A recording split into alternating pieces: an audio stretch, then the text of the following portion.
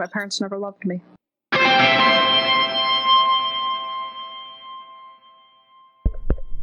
Good. Hello everyone, and welcome to this clusterfuck. I'll keep this brief so you can get to the episode, but I do want to preface this with we had some audio issues, but you should notice an immediate difference in later episodes as I learn to record using different tracks, and we just get our shit together in general. With that being said, please enjoy the fruit of our labors in Dimensions of Adventure, The Call of the Jade Kraken. Love you, bye! It's silly. We're starting with you. Oh, Yeah. perfect. So you've been making your way south to the ink pond. You'll have about another 5 days before you reach the Black Forest. You've taken rest at the Flooding Horn, and nested comfortably in the town of Shackliff, a town west of the southern Splitting Peaks, and apart from the dominant divine influence of Selyal, the capital of Peerden, the region which you currently occupy. It is here that you have a peaceful dream. What are you dreaming about? It's, me, I'm in a field, right?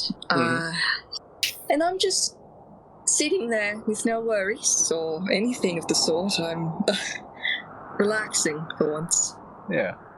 And as you sit on this just a nice field, breeze. yeah, the wind's blowing. You're, I assume, shirtless, letting your epic, charismatic muscles ripple about. I have a swimmer's body, what can I say? Yeah. And the wind's washing across, and it's kind of tickling you as it goes by. And then the hairs on your body, previously tickled, begin to raise on end. And as you turn towards where your attention has been redirected, you see the fields around you begin to fall away into darkness. And you begin to fall as well. But you feel no wind as you sink further and further down. You feel water.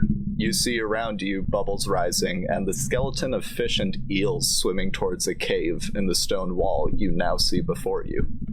It stretches as far as you can see in every direction, but it's sloped, like you're floating above a drowned mountain. A jade glow comes from the cave, from some source out of sight, and it begins to fade. And then pulse, boom, boom, and fade away again, boom, boom, beating. It beats stronger, and faster, and faster.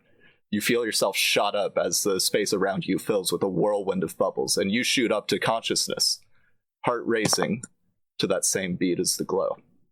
What do you do? Hey, Zazu, I have a quick question. Real. Yes. Don't... Entering the scene is a Quetzal. Small beak, green bird with a red tummy, long tail. Yes. Is it at all normal to have a dream where you are relaxing in a field and then all of a sudden you're plunged into darkness and the ground seems to have a heartbeat with a jade glow, and it's all seemed very ominous and prophecy-ish, so I thought... Yes, maybe... I think you're right. Did this dream seem to bring you anywhere in particular? I was at a cave. I was underwater. Right.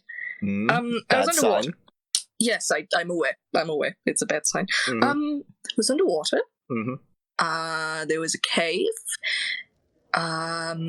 There was a jade glow. My heart was beating in rhythm with another heartbeat. It seemed like the whole place was live.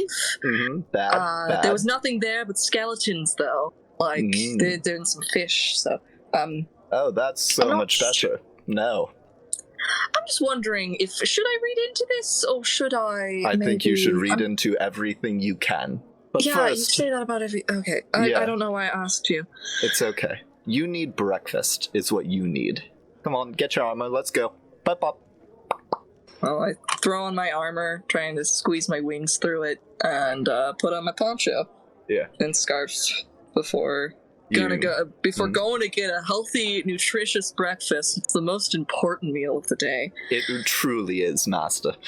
But, where exactly are we just going to be eating rations today, or are we going to a local Well, tavern? I mean, there's the room below. I would hope that you would at least spend some coin on yourself. Do take care of yourself, sir. I have no pockets for any money whatsoever. I know you don't. You are a bird. You are correct, yes. Thank you. You remind me constantly. I was gonna say, I could maybe invest in, I could, maybe if you wanted to, I could invest in, like, a satchel for you, like a little bird satchel. Would that be of any interest to you at all? You see the face of the Quetzal begins to kind of, like, the eyes squint and the whole kind of posture begins to pull back in slight disgust. And this little Quetzal bird just flips and flies onto your shoulder and is like, no, I think this will do just fine. All right, I'll continue to just hold everything, I suppose. Let's just go and eat. Yes, and then I start walking downstairs. Yeah. Into the main room, to the main tavern. Yeah, easily enough. You make your way downstairs. It's later in the morning. It seems you slept in a bit with your nightmare. And you see there's a woman who has kind of a crowd of other townspeople around her, and she seems to be being consoled by them, and they're all there just gathered to hear her tale, which, as you approach and get some breakfast, mark off 1 copper. All right. You begin to hear what sounds like the tail end, and they just up and snatch her. They didn't take me, I don't know why. She put up a way stronger fight than I could, and they left off into the woods to do who knows what. And one of the other commoners is kind of rubbing her back and is like, "It'll be okay, Tiffany, you'll be fine. We'll assemble whatever we can, we'll go find her tonight." And she's like, "What if they're gone by then? What if she's gone?" She seems visibly distressed. What do you do? I walk over. I hate to be intruding on this conversation, but I was wondering, you said you... The whole group turns to you, taking in your curious look. Give us a, what do you look like? What do you look like, Huitzili? Huitzili looks like the main, he is eye-catching, is a good way to put it. That's a word for it. He has this slicked back, but still up teal hair. He has feathers on his face that go from a orange gradient into it. He's got gold piercings, a gold canine, a very colorful scarf and poncho combo, as well as nestled under that poncho are some folded up wings from a teal to red gradient, teal red orange gradient, and a long tail, a scaled tail with a line of hair that goes down. It goes down from his head down his back to his tail, down into a red poof at the end of it. It's scaled and reptilian. Killer. He's also got some claws, a pretty noticeable sword, and pointed ears, as well as lots of gold jewelry. The whole group of townspeople turn to look and are kind of struck by the person that they are now witnessing. Likely I also may be a little awestruck as, look, if I were... he's literally a 10 out of 10 face-wise. Yeah, some of them you can see, like, their cheeks kind of redden up and, like, their eyes dilate as they see what some of them may have discovered something new about themselves, while others are simply, oh, hot damn. And you can see, like, some of them behind Tiffany are kind of whispering to each other, like, "Are you seeing this? I'm seeing this. Are you seeing this?" There's a lot of, shall we put it, emotion that has now been presented into this room, where previously it was just kind of sad and desperate and calming. Now there's just a peak of horniness, just a little bit. Just a little bit. Just a little. I'm terribly sorry to intrude. I was just curious if maybe I could be of some assistance to you. I could maybe retrieve your lost friend. Yes, please. The skeletons, they took my sister, Rhonda. Please, will you save her? Oh, of course. I'd love nothing better than to help out the townsfolk like you. You make a persuasion check.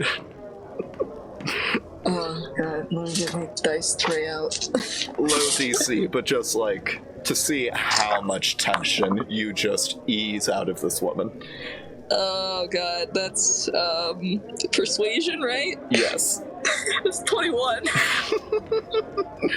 You see she just faints into the arms of the man that was soothing her back, and everyone is... I say, does she usually do that? Well, no, but she does love her sister, so there's been a lot of emotion going the past hour of this, but yes, I thank you so much.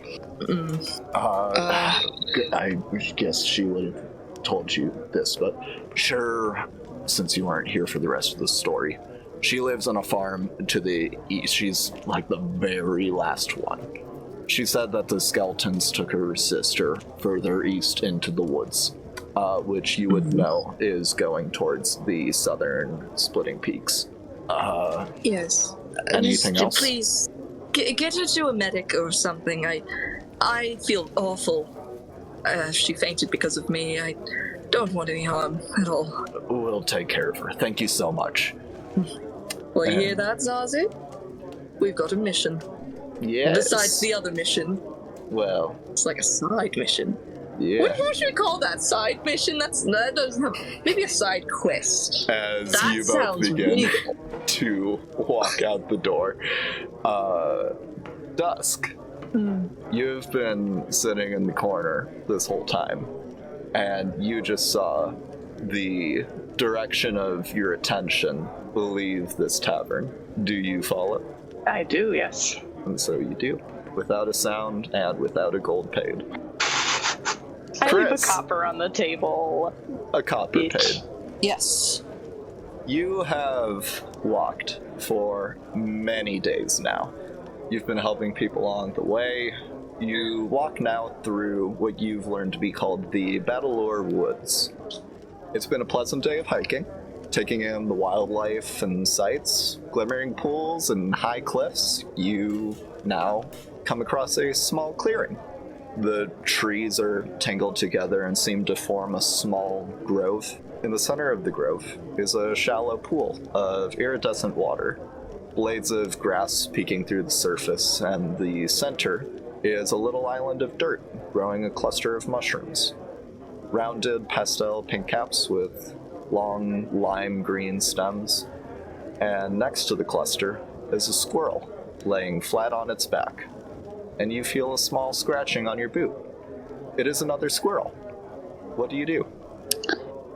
I look down at the squirrel, wondering why it's scratching at me, and then I look back to the pool, thinking about taking a nice dip because my feet fucking hurt really bad. You look down at the squirrel. Go ahead and give me an insight check. I don't have dice. Fuck. Oh yeah, that's right. I'm supposed to be rolling it. What's your insight bonus? +4. I have a dice spot if you want me to add it into the channel. +4. You got a 13. You see this squirrel is visibly distressed, and it's not the first time you've had animals come to you. As a paladin in the manner that you are, they seem to kind of suss you out whenever they need something, and it seems visibly distressed about what you can assume is either their mate or a family member who's passed out in the middle of those shrooms. Okay. I reach down and pick up the little squirrel, hoping that it trusts me enough to pick it up. Make what's your animal handling modifier? +2. Yeah, with a 17. You just pick it up with your thumb and your index finger, and just by the scruff, and as you lift it higher and higher, it swirls around your arm and comes to a rest on your pauldron on your shoulder. And seems to it's trying to pull you forward into the clearing. Jesus Christ. Okay. I decide to take a step into the pool, getting closer to what seems to be a dead squirrel. Mm-hmm. Feeling the nice cold water on my bare feet because, hot damn, I hurt. Yeah. Okay, little guy. What's the deal here? I set the squirrel back down next to its You go family to grab member. it again, and it rushes down your leg and is now standing perched with its hands against its chest, just looking at the squirrel and then back at you and at the squirrel and back at you. And it's just like, while animals know enough to come to you, they are still relatively dumb animals. And so what you can ascertain is that the squirrel just doesn't know what to do. And with your passive perception of 12, you can tell that the laid out squirrel is still breathing, but just seems like passed the fuck out. I lean my head down to check if it's still breathing. It is. You see the chest rising and falling slowly, but not dangerously so. You also see next to it appears to be a small nibble taken out of one of these mushroom caps. Make what's your nature or medicine, whichever is higher. Medicine is +4. Okay. Yeah, with a 21, this squirrel ate some shrooms and is probably having the trip of its life. I wish, little buddy. Okay, let's get this little guy into a tree. I go to pick up both the squirrels at once. Okay. The squirrel that is conscious seems like still a bit like you can see its eyebrows are still like a little bit furrowed. Not that it has eyebrows, but like the brows of its eyes. And it's just like looking at you. What's your persuasion modifier? +5. Nat 1. The other squirrel, the conscious squirrel, swirls around your hand again and goes across your back to the other squirrel and is just like, it's on the back of your hand and it's just like poking at its face, and it's just like, it is not any less eased than it was before. Oh, no. My God. Yeah. I am a simple person, little guy. I can't do much for you. Man, I look around and think for a moment, maybe I should dunk the squirrel in to see if it'll wake up. Yeah, okay. Yeah, this is just gonna be a flat D20 roll. I am too good-hearted to leave the squirrel, even though it's a damn squirrel. You got a 3.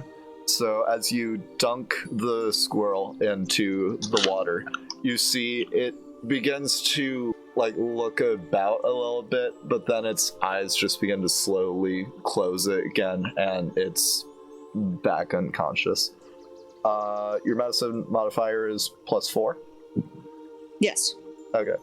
You're gonna make another medicine check to try and think of what the best way to deal with an ingestible is. And that's a 12. And you then have the thought of like, oh duh, puke. Oh, huh. You know, it sounds about right that I would try any other word to try to wake this fucking squirrel up. Okay, let's do that. Yeah. I stick my finger in the squirrel's mouth, and I'm definitely not happy about it. Yeah, you're wiggling it around in there, and you hear the squirrel begins to and just a chunk Ew. of, yeah, like it didn't even chew it properly, just out. And the squirrel, after a minute or two, you can see its eyes come into focus, and the tail lazily swishes, and you can see that the other squirrel is visibly relieved and bows its head to you and does the squirrel equivalent of like putting an arm around its shoulder and begins to go away with the previously passed out squirrel. Jesus fucking Christ. I come across this stuff like every other day. I just want to dip my feet in. I just want to relax. I've been walking for like 8 days or whatever. Probably not. But I decide it's not even fucking worth it to go in the pool anymore. I just want to go get some food. Okay. You continue on your way, and you begin to hunt and search for food, and eventually you find it's really fucking impossible to find any food in this forest for whatever reason. Like, to the point that you're not only hangry, but you're just annoyed. And think about those mushrooms. Uh-huh. Yeah, you're like an hour or two away from those now. Fuck. And suddenly, shoulda, you feel something drop on your head. Something small, just a little. And you hear that same thing drop into the ground. And you see a rat, just a dead rat. Oh. I look down at the rat. What the fuck? Okay. That's not something I see every day. And I look back up. What the fuck? In the branches, you see a black eagle with white wings and a red face and claws, and it's just looking down at you, craning its head back and forth. You know, buddy, this isn't any of my business, but if you're gonna kill something, you should eat it, dick. And I continue on my way. Okay. You continue on your way, and again, that same rat dropped on your head, and you look back up, and that eagle is still there. Dude, what's your insight modifier? My what? Insight? +4. Yeah, this eagle is trying to give you food. You know, it's no gourmet meal, but I guess. I pick up the rat and nod a thank you to the eagle, trying to figure out where the hell I'm gonna start a fire so you can eat this thing. What's your survival modifier? +2. With a natural 19, you get a 21. You easily find not only a fire-safe location, but also fire-conducive. Not only do you just find a good place to for a fire, you find a place that already has a fire going. You see, there's this location of stone flooring, or not flooring, of just stone, and from a crack, there's a flame coming up. Best not to look a gift horse in the mouth. You set up a quick little roasting station and eat your rat, and it's great. And you look back to the trees around you, and you see that eagle again, looking at you. And then it looks south, and then it looks back at you, and it flies in that direction. And it perches on another tree and looks back at you. Okay, guy.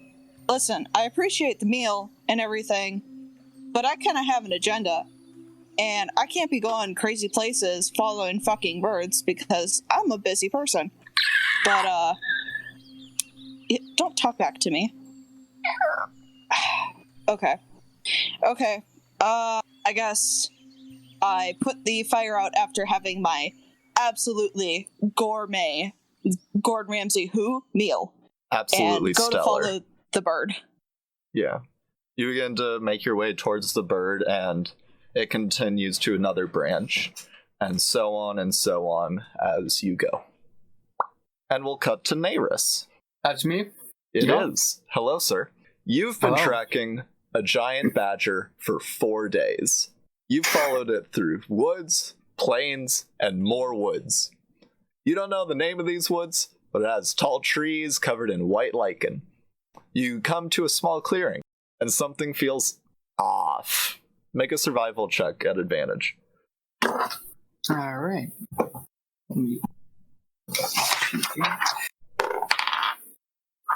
Okay. Thank God it was at advantage. All right. That is a 15. 15? Yes.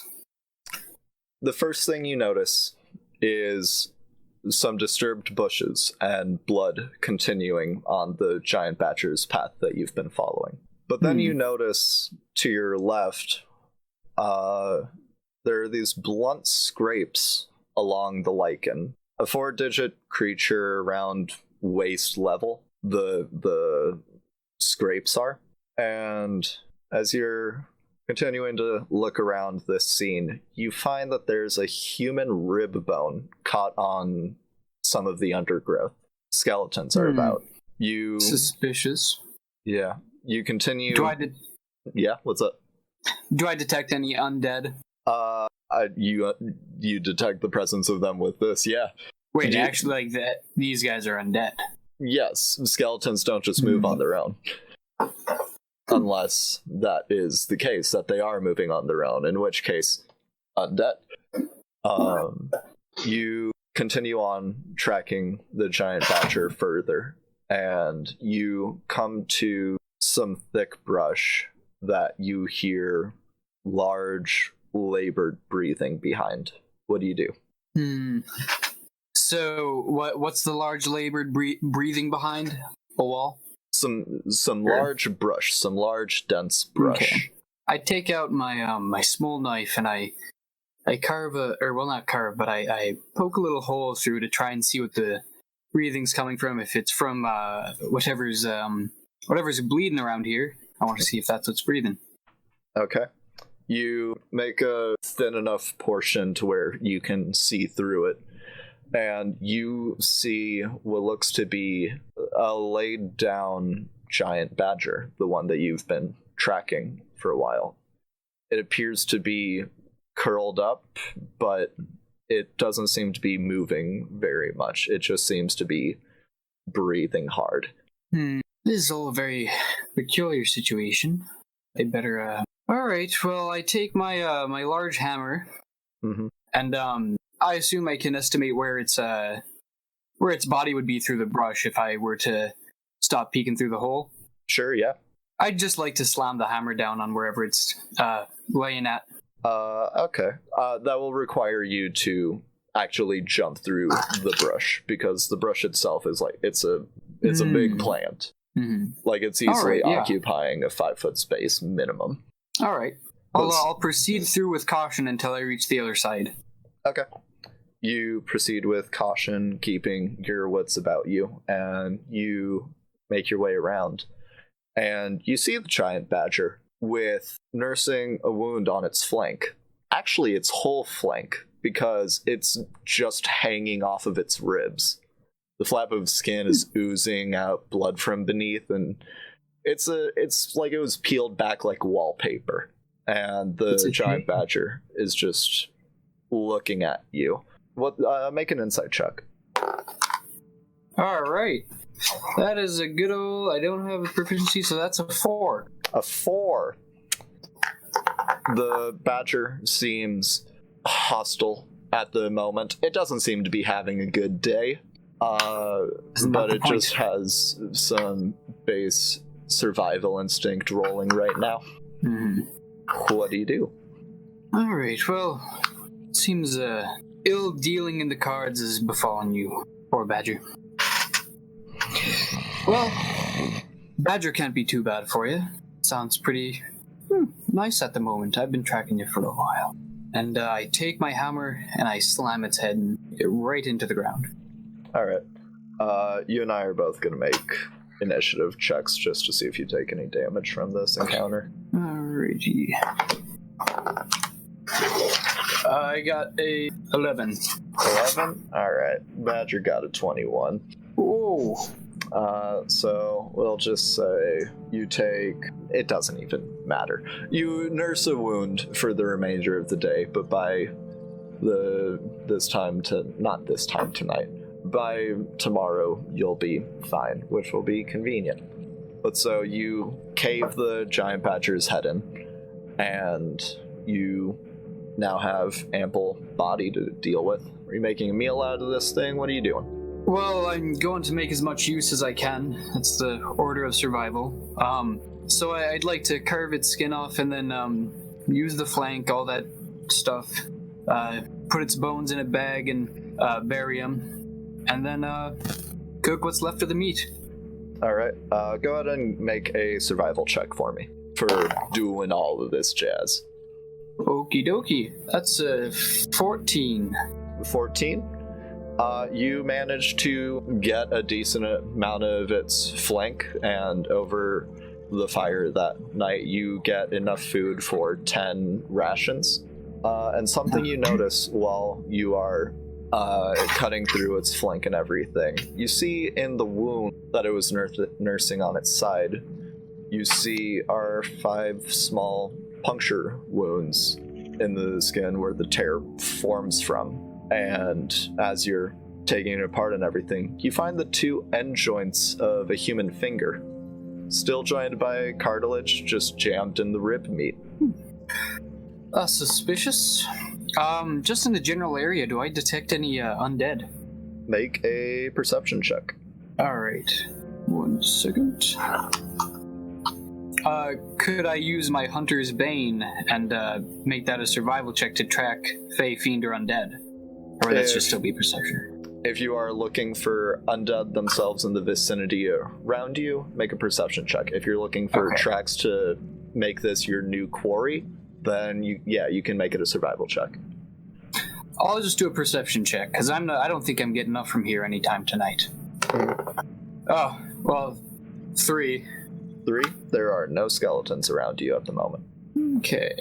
But so you go through, you spend your time, you get the flank, all of the bones you want, teeth, skull, whatever. You take your time to shovel it up, and then as you bed down with your only eye open, you get through your meditation and you feel yourself healed up.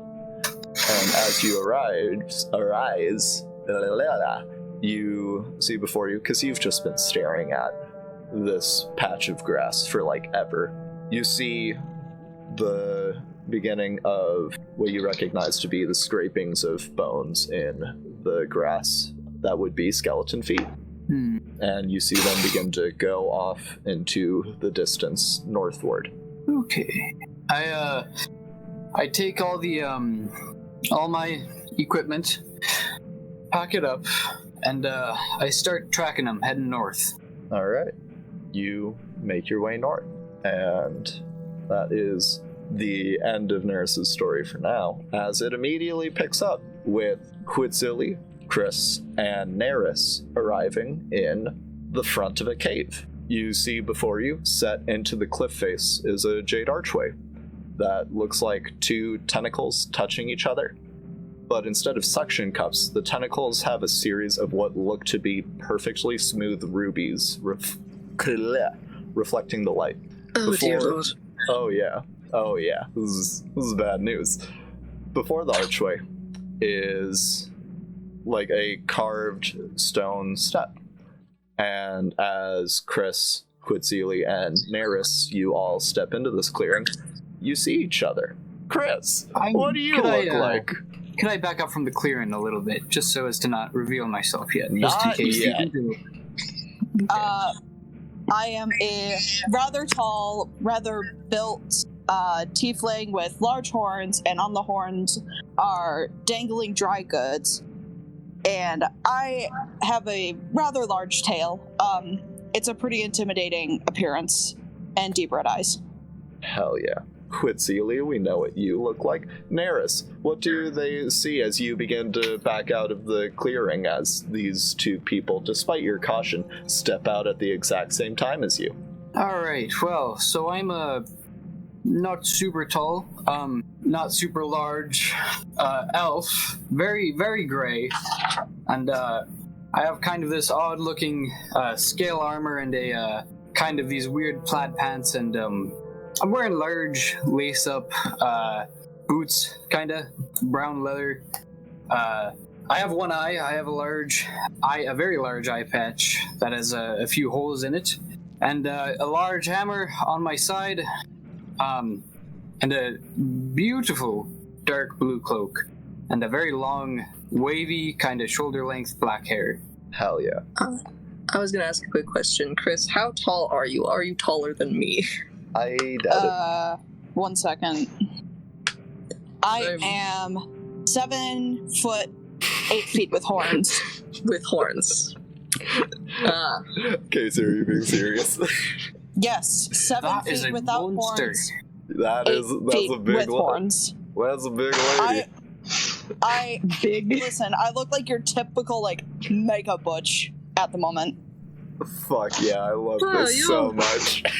Someone actually taller than me. I'm fucking huge. Fun fact. Lovely. And I also have scales on my elbows and dark black fingers. Yes. Scale buddies. Anyways, I see all the people around me, and Yeah. I wave. You see the elf quickly With a big darts ol' back smile. into the brush. What And a now it's just you and coincidence. the tiefling. What's up? Hello there. What brings you Nothing. here? What's up? You can call me Huitzili or Z, as some people prefer. I'll probably just call you Z. Yeah, it's easier on the common tongue. I meant like people who speak common, not like peasant thing. I'm here because I'm here to deal with some skeletons. They kidnapped a woman in the village I was staying at. Kidnapped her sister, and I'm on the case. So that's what I'm doing. What are you doing? I followed a bird. Oh, I no, follow a that bird all the sounds- time. You know, I'm glad you say that because I feel pretty fucking stupid for following an eagle right now. And I look around to see if the eagle's anywhere near. You do not see the eagle anywhere. And you know what? That bitch just left me. And so now I'm here with you, I guess. Kind of weird it brought me here though. So, yeah. Do you need help? I'm Chris, by the way. Well, Chris, it's a very nice pleasure to meet your acquaintance. I would appreciate it. I'm not sure how many skeletons there are. If there's too many, I mean, I can't go back now. Yeah, I would love some help. I mean, shit, man, if you're gonna do something, you may as well go, feet and tail in, you know what I mean? Yeah. Oh, speaking of that, I haven't met another person with a tail like mine before, so, well, I mean a big tail anyways. Yeah, it gets in the way. Yeah, it really I'm does. sure you get that. Yeah. Yeah, it's hard to find fitting pants. Fuck. Dude, Neris, I hate buying pants. you hear all of this. Yeah, I'm starting to think that maybe these aren't the enemy, but You get a Just, strong inclination. just to get a sense of what's happening, how many, was it just one set of skeleton feet I was tracking? Initially it was just one, but then it seemed to quickly meet up with 2 more. Okay. And then they Hey, Thomas, went quick off for a question. while, but they also rounded back in, so you just kept on following it. Yeah, what's up? I assume I'm somewhere. How much have I heard? You hear everything Z says, so you're Okay. only hearing half of the conversation at the moment. Gotcha. I wonder what happened to that chap in the bush. You know, I tend to not worry about things that happen in the woods because it usually leads to trouble. And you know what? Because I'm right. Because I followed a fucking eagle, and now I'm gonna go risk my life. So, No, Shit that's part of the happens. adventure, though. I mean, I can't say I'm experienced, but you know, recovery's enough of an experience for me. I'm tired. I want a bath. I think Well, I might let's do have this. All Because I'm right, probably gonna get dirty anyway. I have some herbs afterwards. If you'd like to borrow some for like a nice herbal remedy, helps with the feet. As you can see, I don't really wear shoes, so Oh yeah, same. I can't fucking buy shoes. My feet are too big all the time. It's like that's pants. Guys, I am so glad I got a bunch of players that love to roleplay. This is fantastic. I shall we go unironically in? love it. After you, ladies first, unless that's not your preferred pronoun. I don't really care. All Just right. watch my tail, and I head into the cave. Oh, trust me, I know. As, I walk in, my tail swishing as well. as soon as they hit the large kind of jade gate, I step out of the bushes and said, "There's at least 3 skeletons. And actually, Who the fuck's this guy? Z and Chris, as you approach this archway, you see carved into that piece of carved stone in front of the archway. You see it reads in not a language you recognize, but for some reason you understand. I can read every language, so... Well, great, then still the same thing. Overachiever. It says, "Here rests the Oracle," which are both capitalized. The T and the and O as in Oracle, like it's a title. Only to rise when the end is nigh. Well, that's no good for me. Yeah, that's a little ominous. This whole gate isn't good for me. I had a dream last night. It reminded me a lot of this. So be a little concerned. Also, I see you've appeared back from the bushes. Hello. Yeah, who's this guy? Hi. Mr. Dungeon Master, am I getting any, do they give me a sense of any divine or fiend? Well, I can definitely tell the large one with the horns is definitely a fiend, but is this other one with the tail also a fiend? Dick. You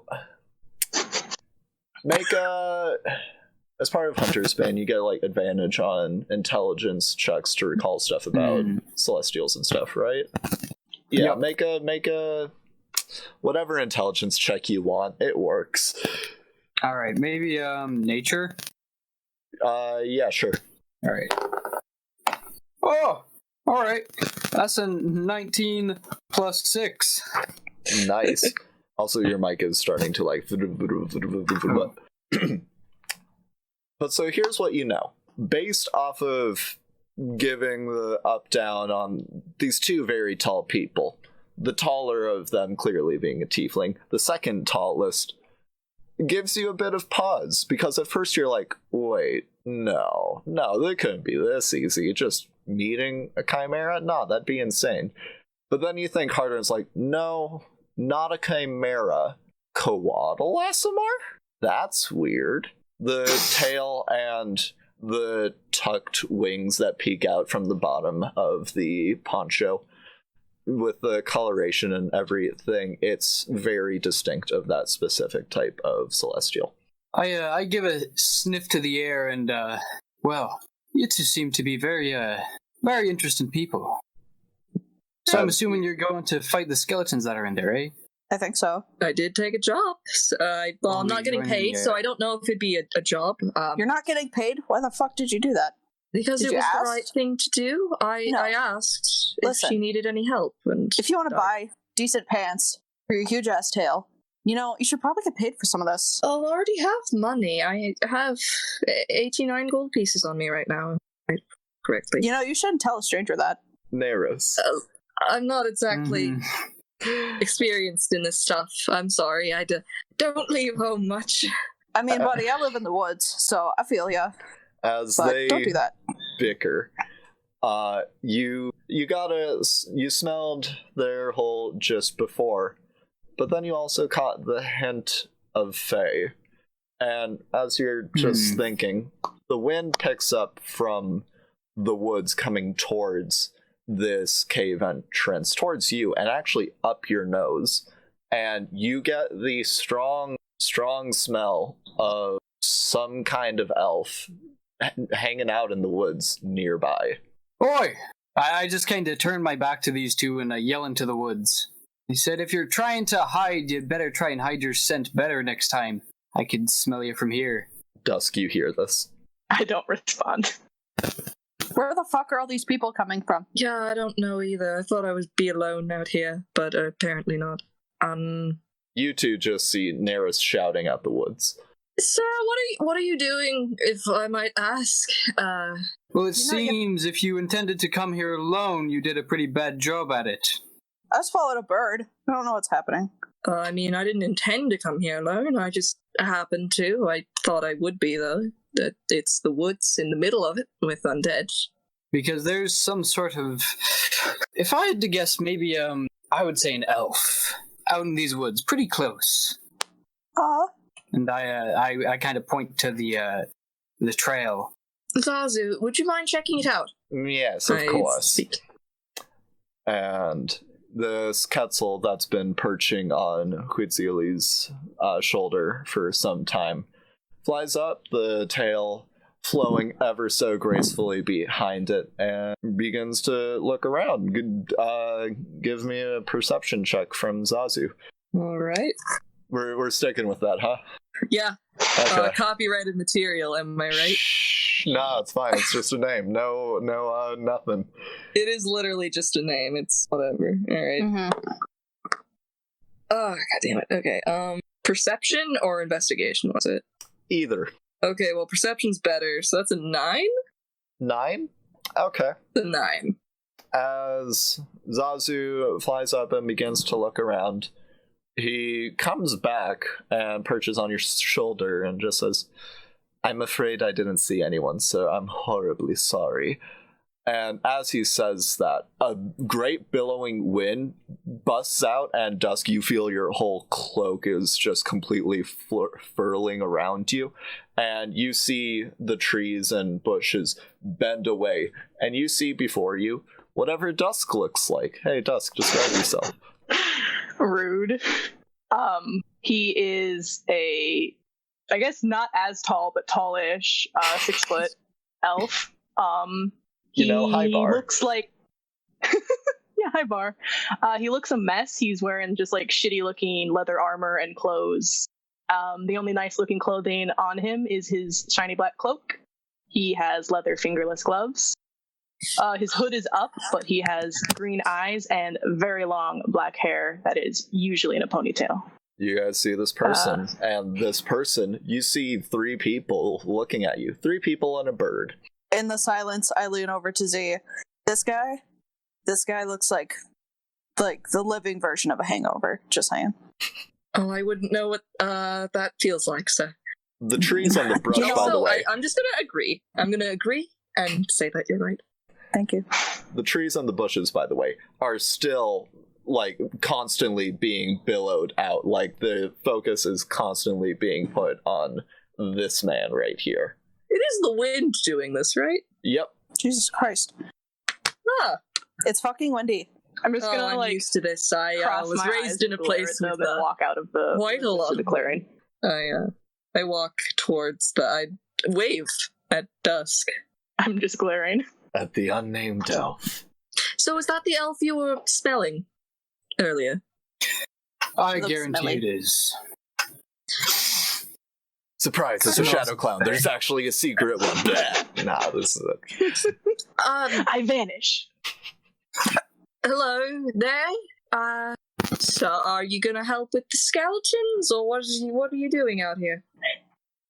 I guess I can help. I cut my hands over my mouth and yell, "Are you selling drugs?" No. Well, then stop being fucking shady, hangover man. Come over here, please. I literally already walked forward. Oh. Yeah. Well, he's now not super close, but I've been sipping that dumb bitch juice, guys. So, what can we call you unless you want us to call you Hangover Man for the rest of time? Please. As funny as that would be, you can call me Dusk. Oh, that's not edgy at all. Well, I'm Z, or Huitzili, but people call me Z because it's easier. Lovely to meet you. I stick out my hand. I just keep my arms crossed. Wow, this guy is so full of words. Hi, I'm Chris. You're creepy. What's the deal? The deal, like why you're here in the first place? You told me you're not selling drugs. So what are you doing in this clearing? There's a lot of people here. I'm impatient. I'm hungry. Again. I'm looking for something. Something? Yeah. That's very vague. Could you perhaps give a better description of whatever you're looking for? Are you looking for a bird? Because I was looking for a bird. And that's how I ended up here. As the clouds begin to move past, and the clearing you are in is briefly shadowed by clouds passing over the sun, and you hear from behind you,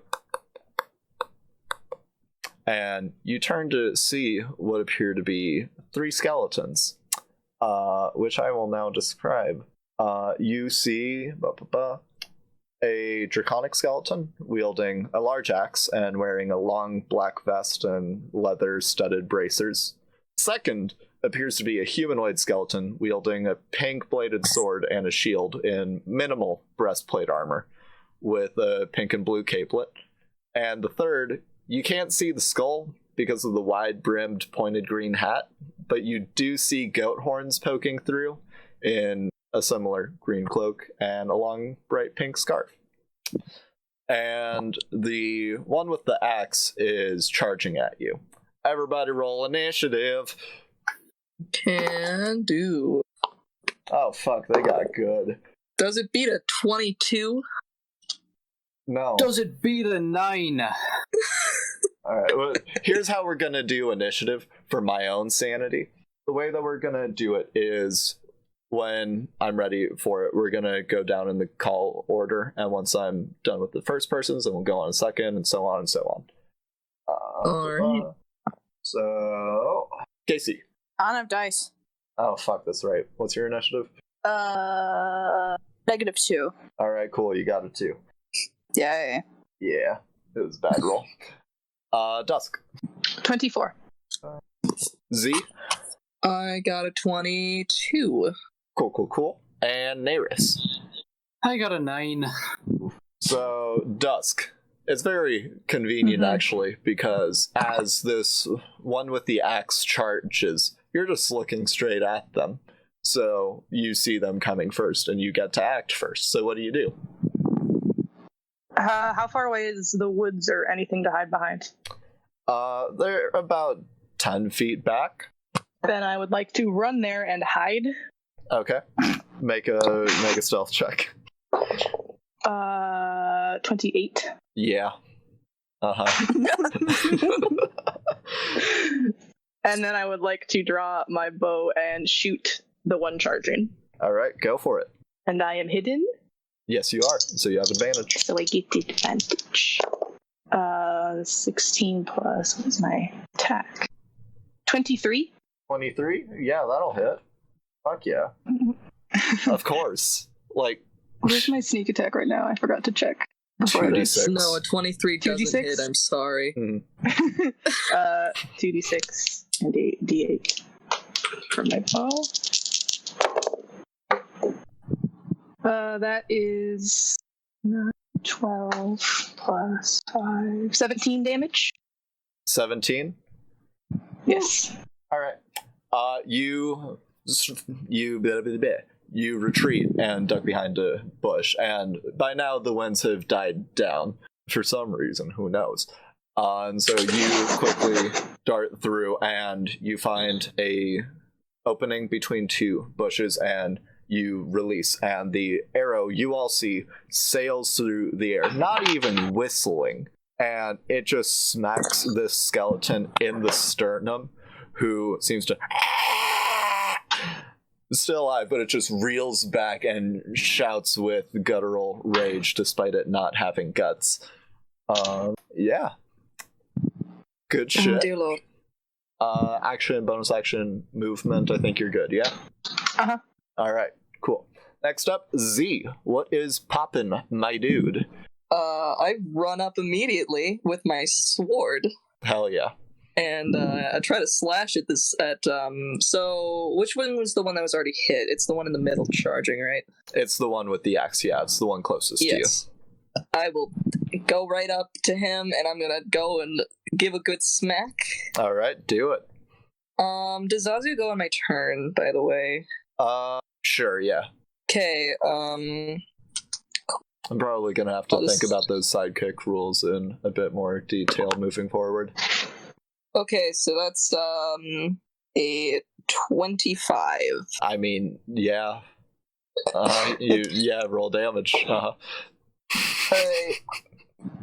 I gotta get the dice out for this bad boy.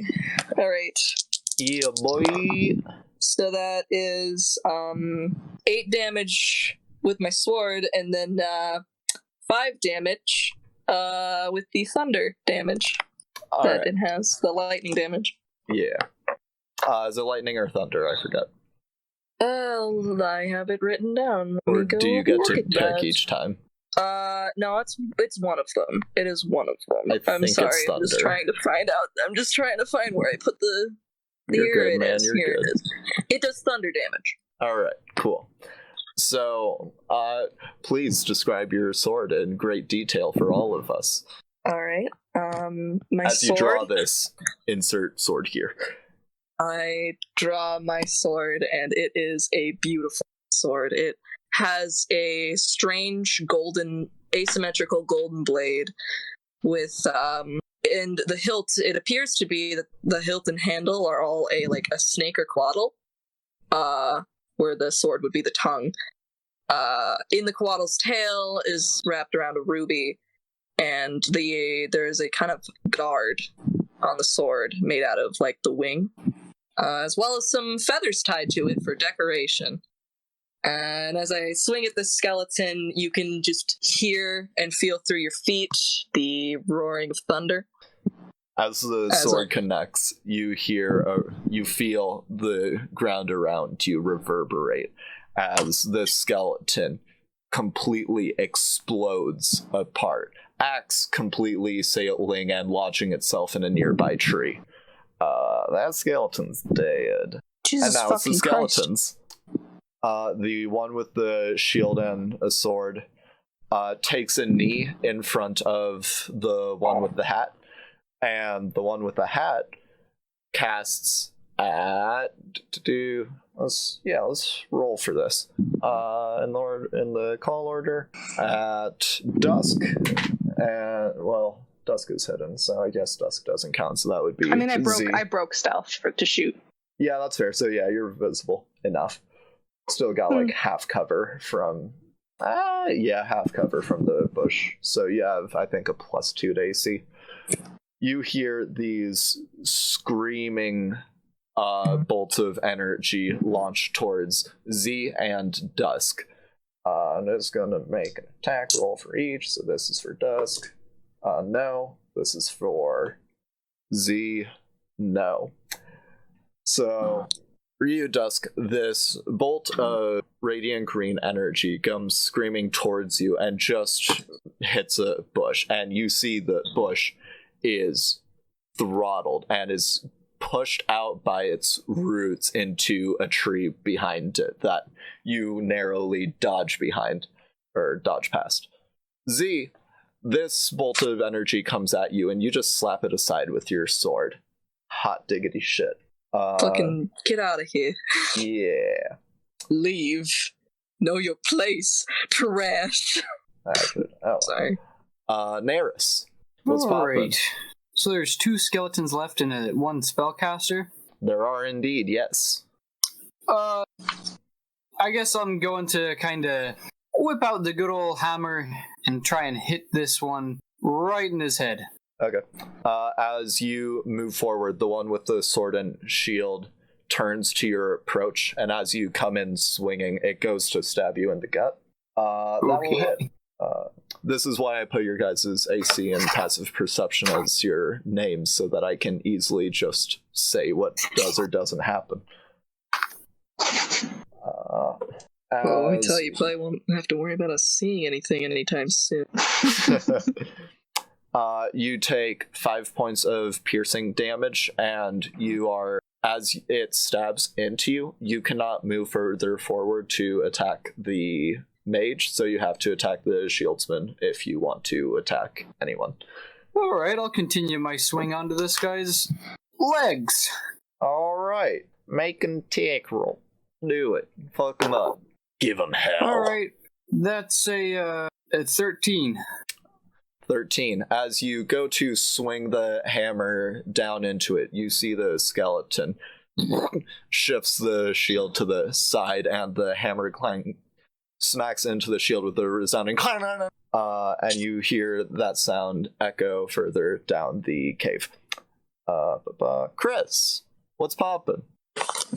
Which one's closer to me? The shieldsman. Okay. I'm gonna take my battle axe. All right. and go to fucking sideswipe it in the head. Fucking do it, mate. Roll your attack roll. It's 1d8. Your attack roll is a d20 plus whatever your attack bonus is. This is gonna be a meme with this fucking campaign. They don't have dice. Oh, fuck. Yeah, I don't have die. Right. What's your 4. attack bonus? 4 That doesn't sound right. plus. So there's your Attack attack bonus, proficient and then in there's a your weapon. damage bonus. Your damage bonus is whatever would be strength, and then your attack bonus would be your proficiency plus your strength. It's your My attack proficiency. bonus says +4. What's your strength score? Actually, I can just look at it. Never mind, don't say anything. You have a +5 to hit. So no, you also come in to slash at its head, and it pulls up this almost crystalline pink bladed sword, and the two clash against each other. You see the shoulder actually dislocates for a second, and then as the sword falls away, the arm is sucked back into the shoulder socket. We are back up to dusk. What's poppin'? Hello.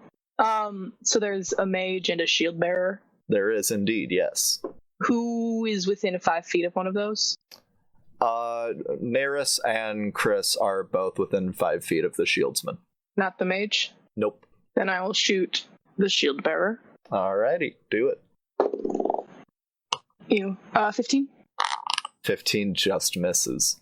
As you launch an arrow, you see the skeleton turn straight towards it, and it just comes and rises up from its kneeling position a little, and the arrow just completely passes through the ribs and skitters off into the cave. Okay, then I will use my bonus action and movement to move like 15 feet left or right and hide again. Okay. Yeah, roll it.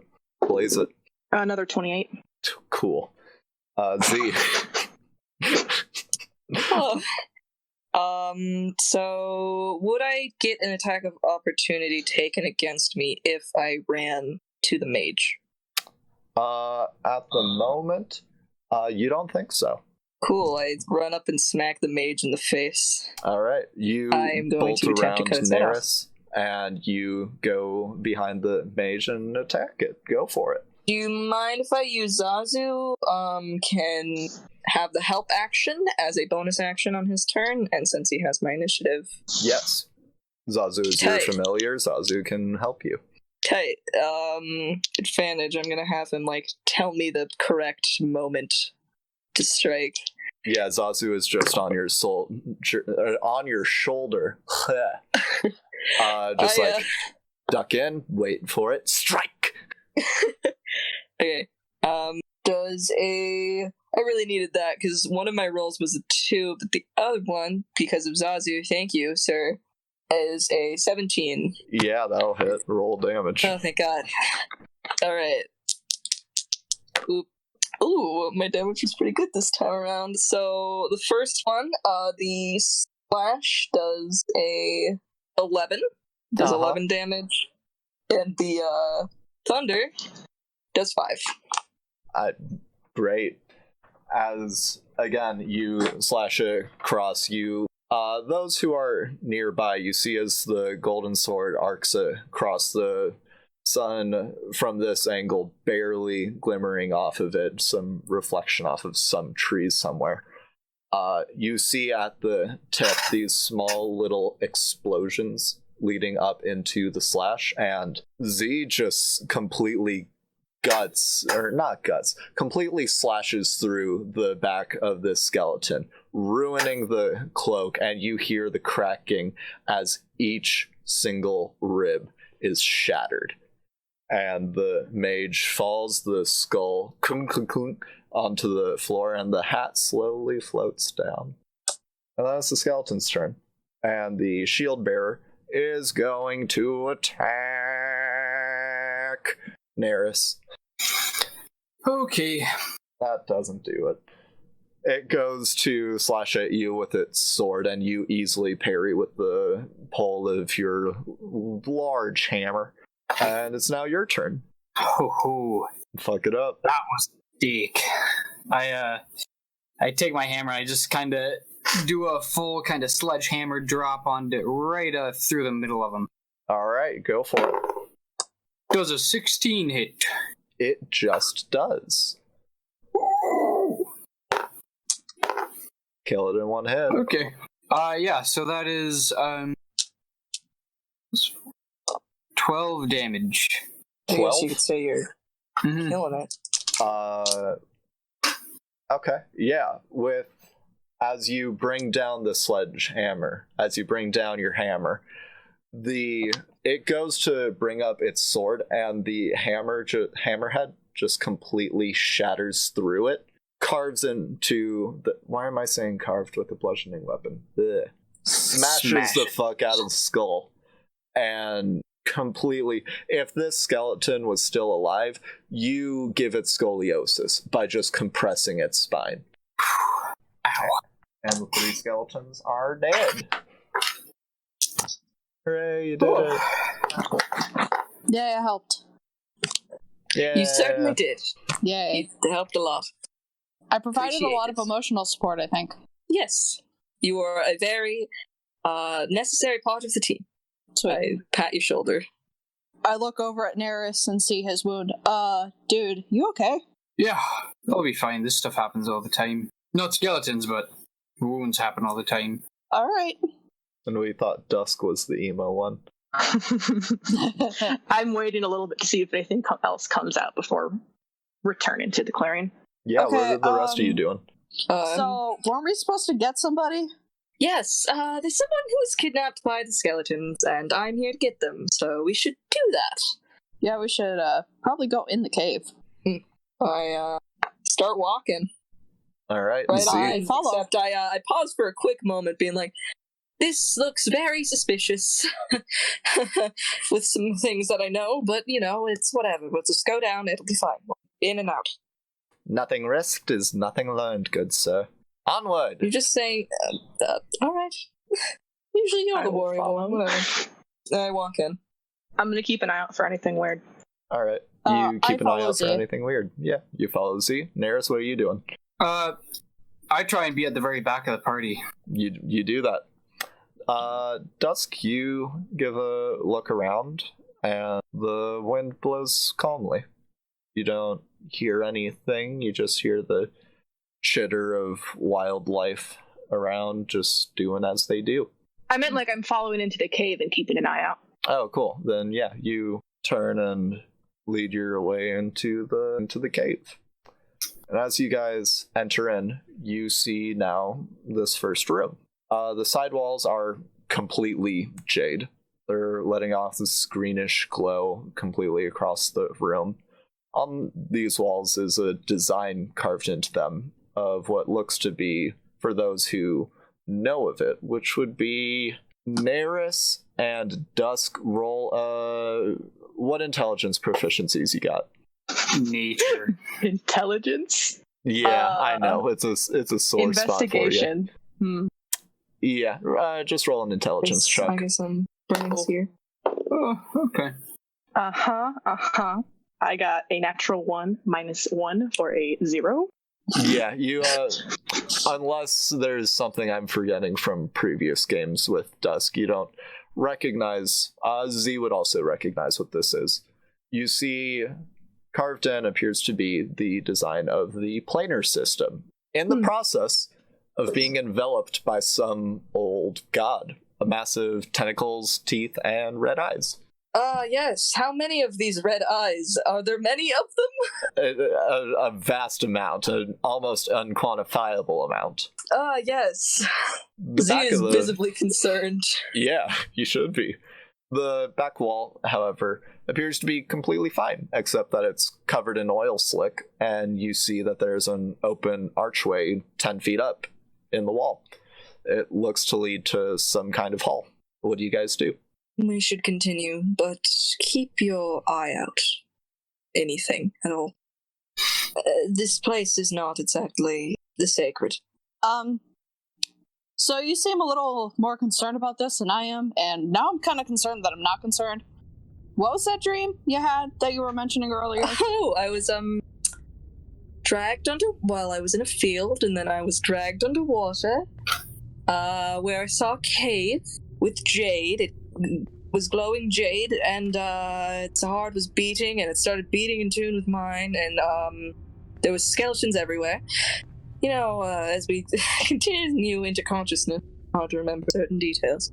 But, it's not just that, it's also the many-eyed god being portrayed, on the, wall art there. Can I take a religion check to see if I recognize it? Sure, go for it. Okay. My religion is +3. Oh, yeah, that's right. On of dice. You already weren't gonna know it, but also you rolled a 1, so there's no way in hell you know anything about this. You don't even necessarily recognize, like, what the planar system is. That's never really where your school of study really went to. Yours was much more just about, like, this is the world we have. This is a lot. Yeah. So, Z, what's up with this guy, as I gesture to the wall? Oh, well, basically, every 300 years or so, it's in a slumber. Every 300 years or so, he kind of just starts waking up, and then there's a whole ritual. You see Zazu puts up a wing. Oh, yes, Zazu, if you can speak, you don't have to raise your hand. I'm sorry, it just felt rude. I was going to correct you, sir. It's actually roughly every 3,000 years. Yeah, sorry, I misspoke. Oh my god, your bird fucking talks. Yeah, he does. Too much, actually. He does. That's fair. What's up? He, watches over me, I suppose. Did you follow a non-talking bird? Yeah, you know, after today, I'm not too fond of birds. I hear that, Zazu. Better keep your eye out. Zazu's head just kind of lowers, just like, never ever appreciated, and just flies around the top among the stalactites and everything.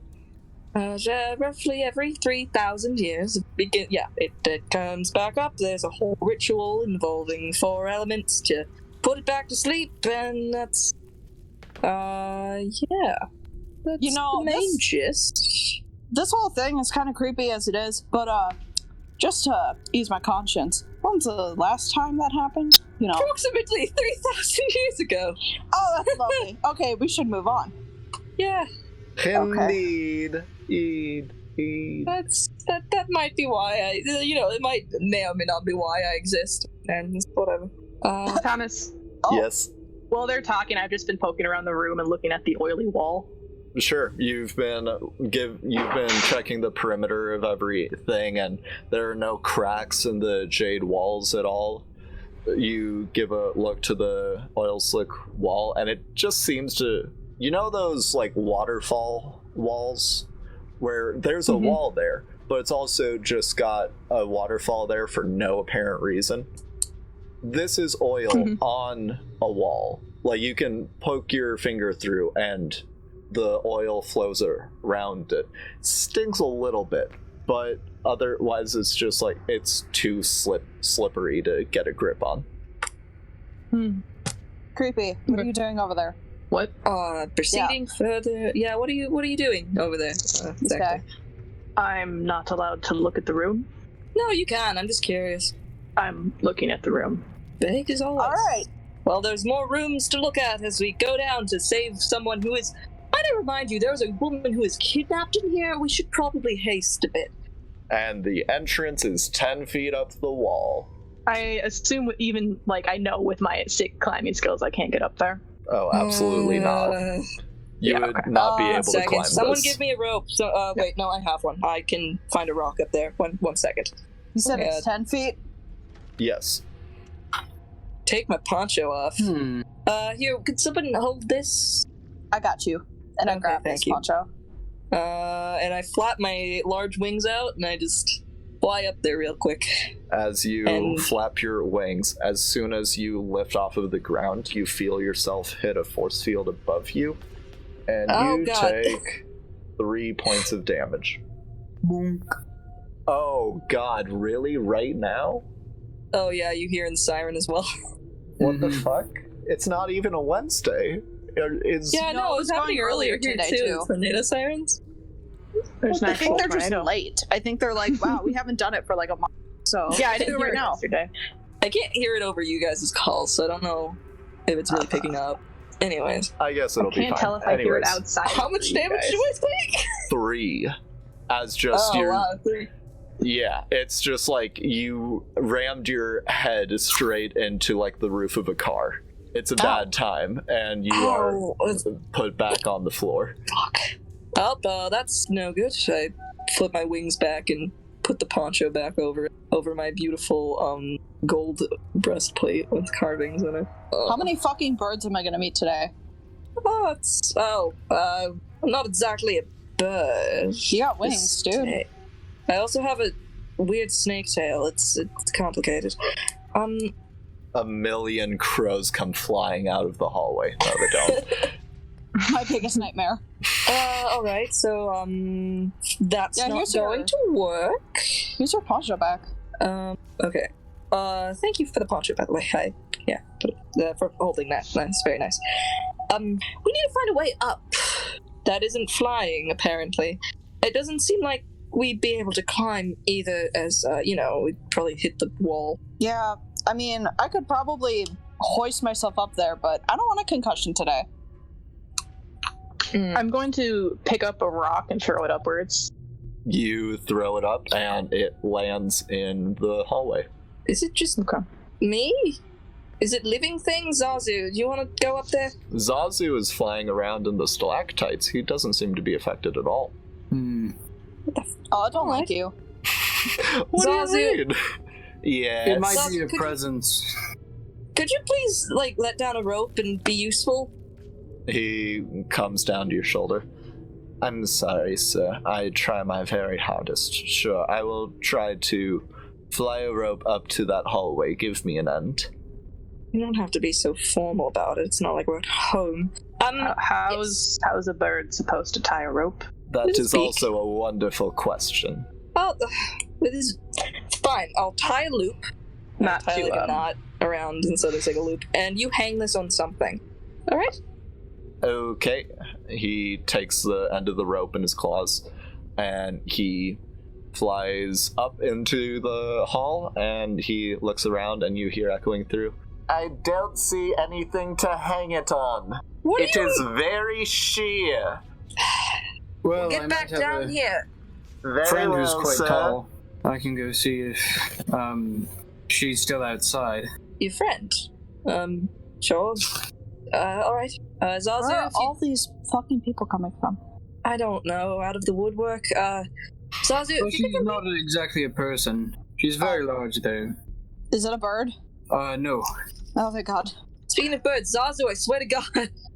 He comes back and perches on your shoulder. Neris, what you doing? Well, I would like to step out of the cave and give one long whistle and go, Spinner! You all hear this call go out, and suddenly you think Z has struck something again. But no, that's the sound of a large creature charging towards you. And eventually you see, coming to a sliding stop in front of the entryway, is a giant fucking goat. Like 10 feet tall, easy. I didn't know they came in that size. Oh my fucking God. Yeah, well, Yeah. she's a bit special, but she is my best friend, so I got to give her that. She Listen. nuzzles in. I give her a big ol' hug.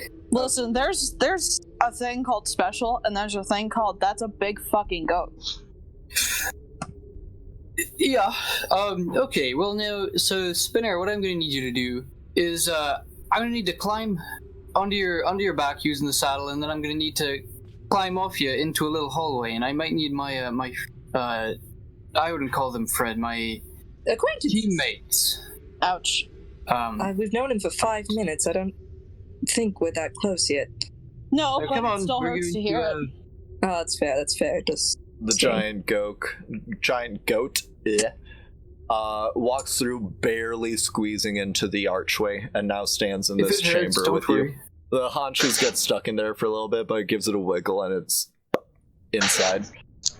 You go to climb on its back, and as you begin to hoist yourself up, you meet a barrier as well.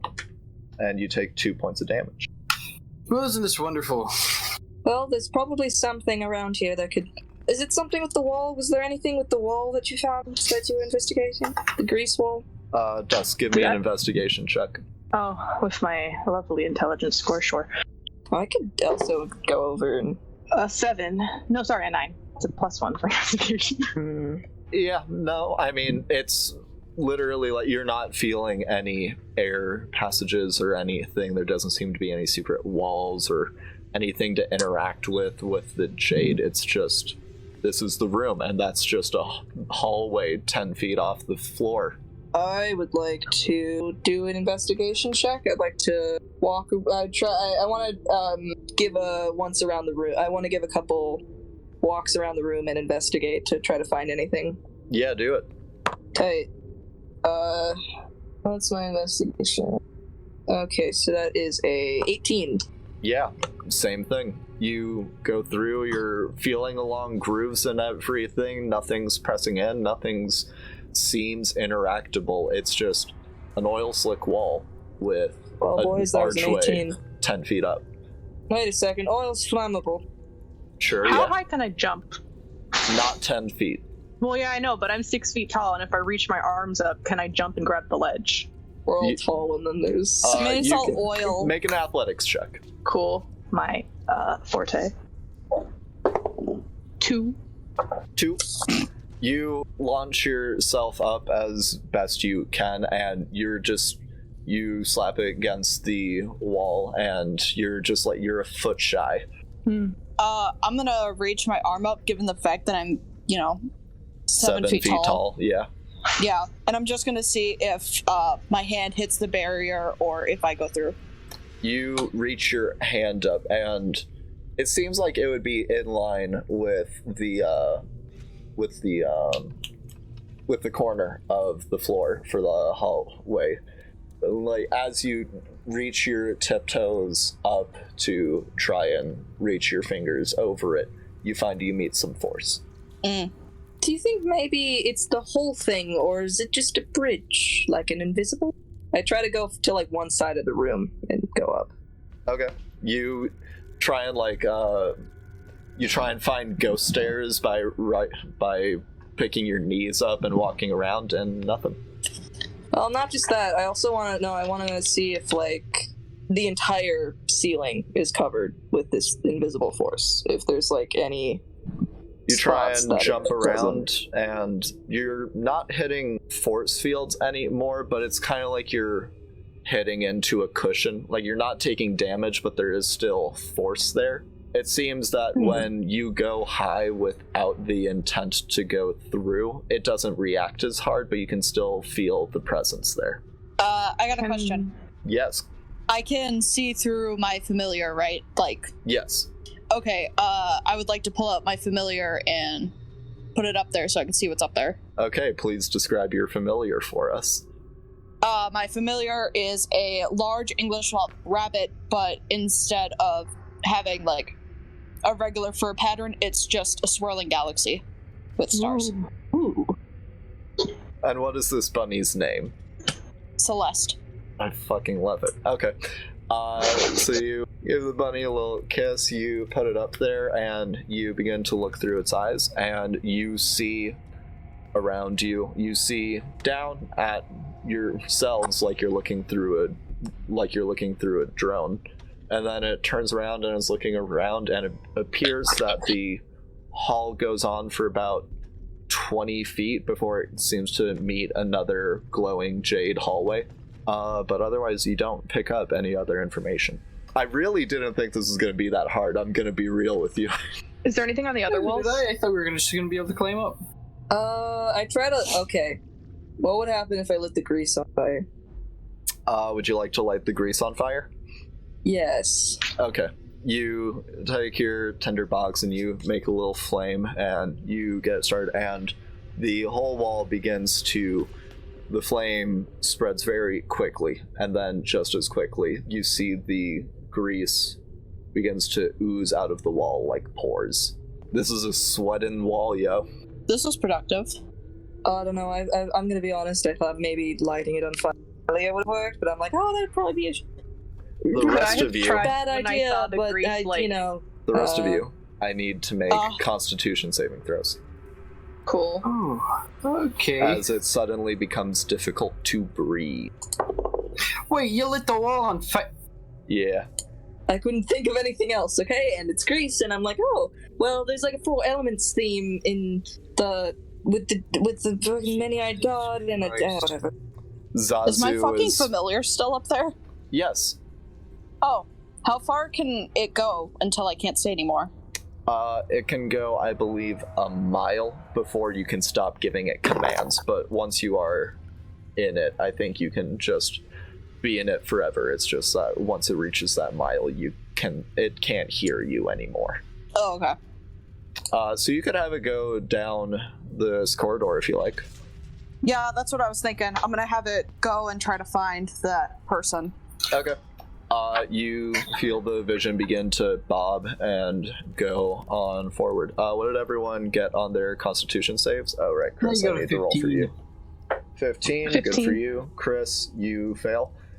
You briefly your lungs find it hard to get any air, but ultimately you step back and are able to breathe some, but you do retain 1 point of damage. Yeah, it's not hardcore, but it's just like, yeah, that sucked. I try and move Spinner outside so that she doesn't have to go through all this. Okay. You move Spinner outside and she just plops down. She or he? She. She? Yeah, Spinner just plops down and is just acting like a guard goat. So I'm looking at this wall of grease that's pouring, it's and burning. Dusk. Is this here? Make a wisdom check. Cool. This means I should be remembering something. Yes. A big ol'... That's a 9. 10. A 10? Yeah, that works. You remember back to when you were with some other people going through a similar trial. And you remember the guiding points of that trial and the lessons that were meant to be learned from them. Okay. Do you just remember what those are? I think so. Okay. Maybe. I have an idea that I've had for a while. Yeah. Could somebody try giving me a boost? I can do that. All right. Chris, make an athletics check. What's your athletics modifier? +2. Oh, you fucking kill it. You get a 17. Yeah, you put down your hands, and Dusk, you put your boot into those hands, and you spring Dusk up, and Dusk, you leap up and easily, and you land into the hallway. Lit. I'll just reach my hand down to try to help somebody else up with my limited strength. Okay. I'm gonna help on the bottom end and try to also help lift while they are grabbing. Great. Who's going next? I suppose me, because Neris is out dealing with the goat. Yes, I'll go. All right. Up. Yeah, easily enough. You're boosted through, and then Neris, you're here, and you see Chris is still at the bottom, and Dusk and Z are now in the hallway, and Chris is down waiting to give you a boost as well. Please, my arms are tired. Yes. So the tiefling is trying to help me up, correct? Yes. Yeah. Okay, I take your hand. I boost up. All right. Goodbye. And then you all help Chris get up with her extremely tall self. You all don't have to reach very far. It's a bit slippery getting her up because of the boots on the oil slick, but you guys make it happen. And you are now all in this hallway, and you see a long room before you. Can I call my familiar back to try and lead us? Yeah, Celeste bounces back and looks up to you, gets up on the hind legs, and is just standing upright. looking at you, gives a little wiggle. What a wonderful Hi, creature. baby. If only I had one like that. Yeah, she don't talk, so I mean, Yeah, that would be a bonus. yeah. Eh, Okay. You seem guys quite continue annoyed by your forward. talking bird. I move forward. It's not. I just have been spending a lot of time with him, and it's a little helicoptery, whatever that is.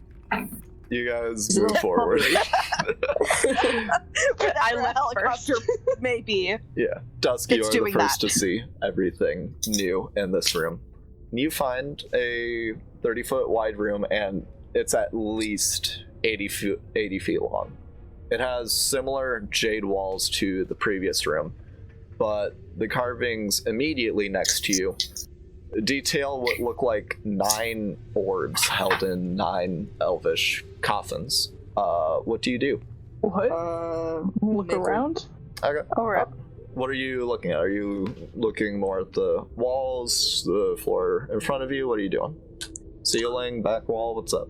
I'm just gonna look along the floor. Along the floor, you give a look around. You notice there aren't any tiles here. It's just straight stone. The rest of you come walking up behind Dusk in your various states of conversation. What do you all do? You said there were like coffins, right? There are carvings of coffins in the wall. They're not physical Can I coffins, but like make a depictions. Can I make a check to try to find any significance with this? You don't. This isn't anything that you would previously recognize, but you can tell I'm that a quarter it's in, elf, okay? Yeah, I know. It's not any like the symbols and everything used doesn't replicate anything you know from Alright. the world you currently occupy. Okay. But it does seem to be in the same vein of the many-eyed god and all that jazz. I would like to look over it and try to connect any dots, like tell the story of the wall. Okay. Yeah, you try to connect the dots, and you see actually the carving in the wall continues on down the wall. It's just you can't see it immediately. Like, you need to be standing in front of it in order to see what's going on in this portion of the carving. And I would like as you to realize continue that, moving. yeah, you keep on moving and reading the wall. And as you do that, Neris, you're the one who notices that the doorway behind you is gone now because it is being covered by black sludge falling from the ceiling that is creeping towards you guys. So, not to alarm anyone, but it seems you have a little bit of a door problem. You all turn back and see this. I'm gonna see if there's an exit further down the chamber.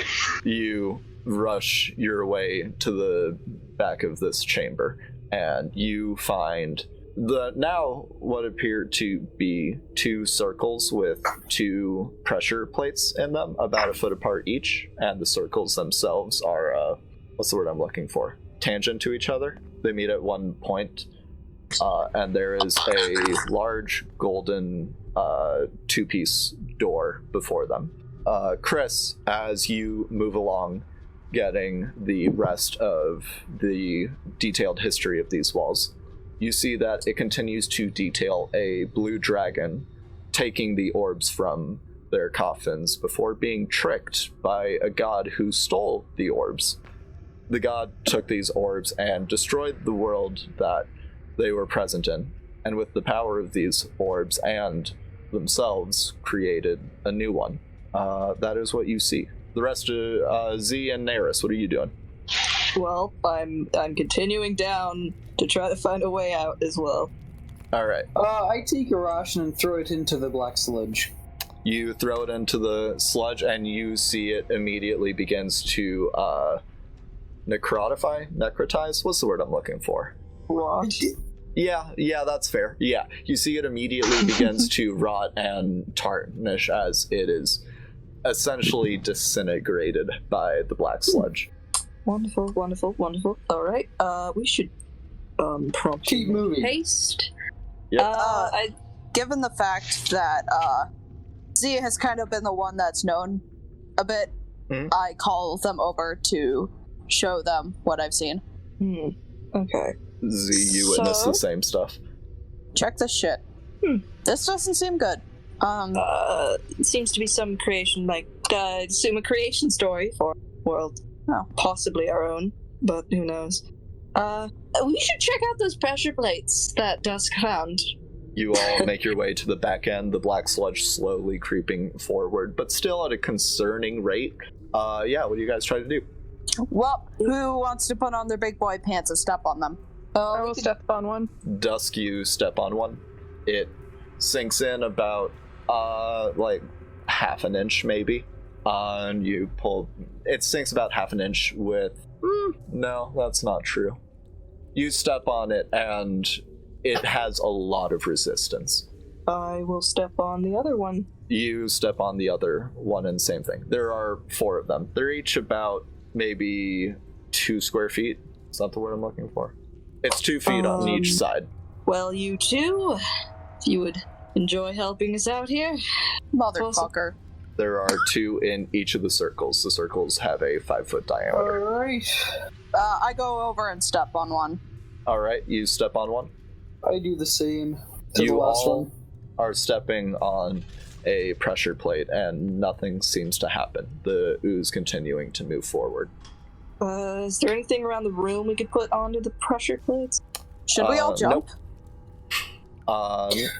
Everybody make an investigation check as you're all searching around the room in front of you. Investigation or Mine's perception. +1. Oh, yeah, you're right. Perception's better, so. We're 16. 16. Chris, you don't get it. 16? Fuck. Okay. Dusk 10. Dusk and Neris, you both see at the same time as the ooze is continuing to move forward and the light from the walls continues to shift and vary. You see a slight, barely noticeable engraving of what look to be 2 pairs of people, one on the shoulders, and the 2 on the shoulders are holding hands, it looks like. So there are 2 people standing side by side, and then there are another 2 people on each of their shoulders, and the 2 on top are holding hands. Oh, Jesus. Should we, do that? Or... Who am I I mean- standing next to? If you don't want to get sludged. Everyone. Oh. Alright. Okay, so they're on the shoulders, so does that mean there should be 2 people and then 2 more, on their shoulders, holding hands? I think that might be what we have to do. The ooze continues Yes. to creep closer and closer. It's now about But if 20 we feet do- away. We might want to do it a little quicker than we are now. Yes, let's go, let's do I'm it. Okay, small-ish. I don't Who's think going- anyone wants to carry me, so who's going on my shoulders? I will. I'll be the second person, because I'm the second biggest, I suppose. Alright, I help Dusk get on my shoulders. Yep. I help Neris onto my shoulders. Alright, you both do it. I want the people on the bottom to make athletics checks, and I want the people on top to make acrobatics checks. DC 10. Okay. Mine is Because I literally... Oh, no, I can't. All right. Actually. Alright. I can't fail. From 15. the top. Alright, 15 for Z. Chris? I have a Oh, +2 fuck, athletics right. check. I don't have dice. Yeah, you do it. God. Yeah, I'm gonna Sweet. gift you some dice, you fucking pleb. Chris succeeds. Dusk? 22. 22. Bitchin'. Neris? 14. Alright, yeah, you all, Dusk and Neris, you both hold hands on top, and you feel the pressure plane sink in another inch with a bit of a jolt. You stabilize yourselves, and the golden doors begin to open outward into the beyond. And the ooze now is about 10 feet away. Okay, we should go through those. The doors Yeah, let's that do have that. opened. Yeah. Let's... You get off of Run. shoulders, you get people off of your shoulders, and you rush through. Cool. And now, as you move on forward longer and longer, the doors behind never close, but you do see the light the light coming from them extinguished as the ooze has now covered all the walls there, it seems like.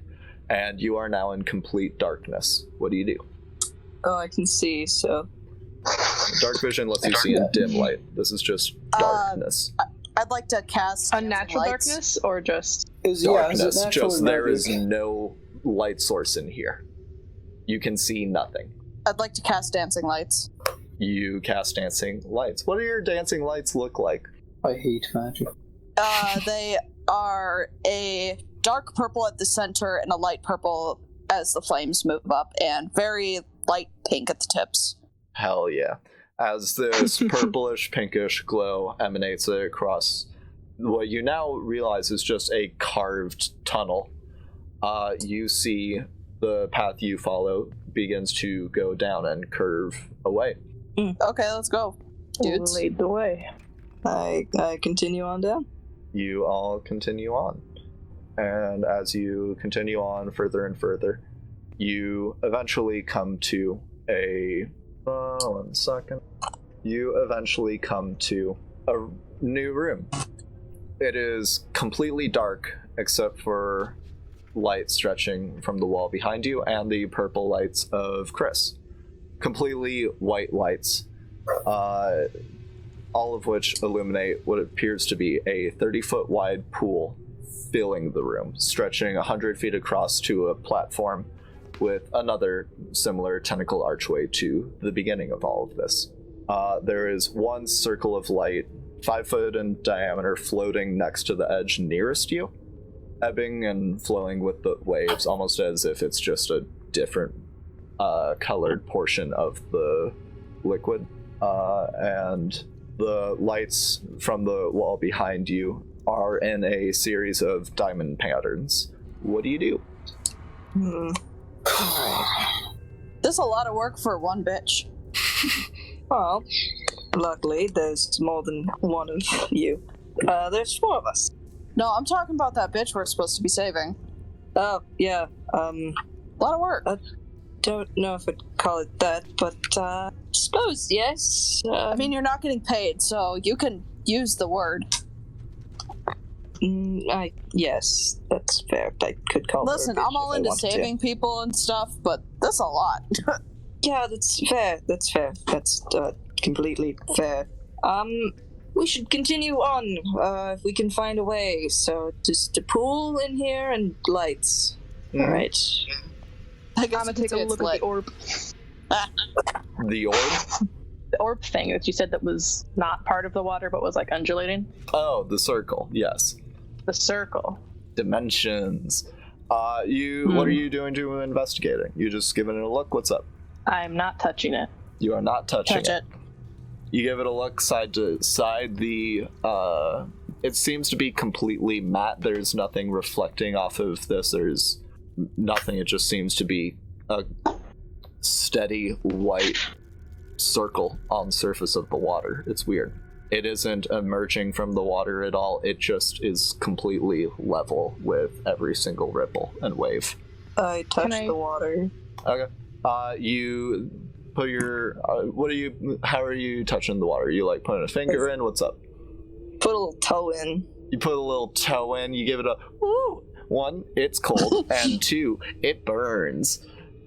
You take 1 point of acid damage as you feel the tip of your toe just begins to slowly eat away.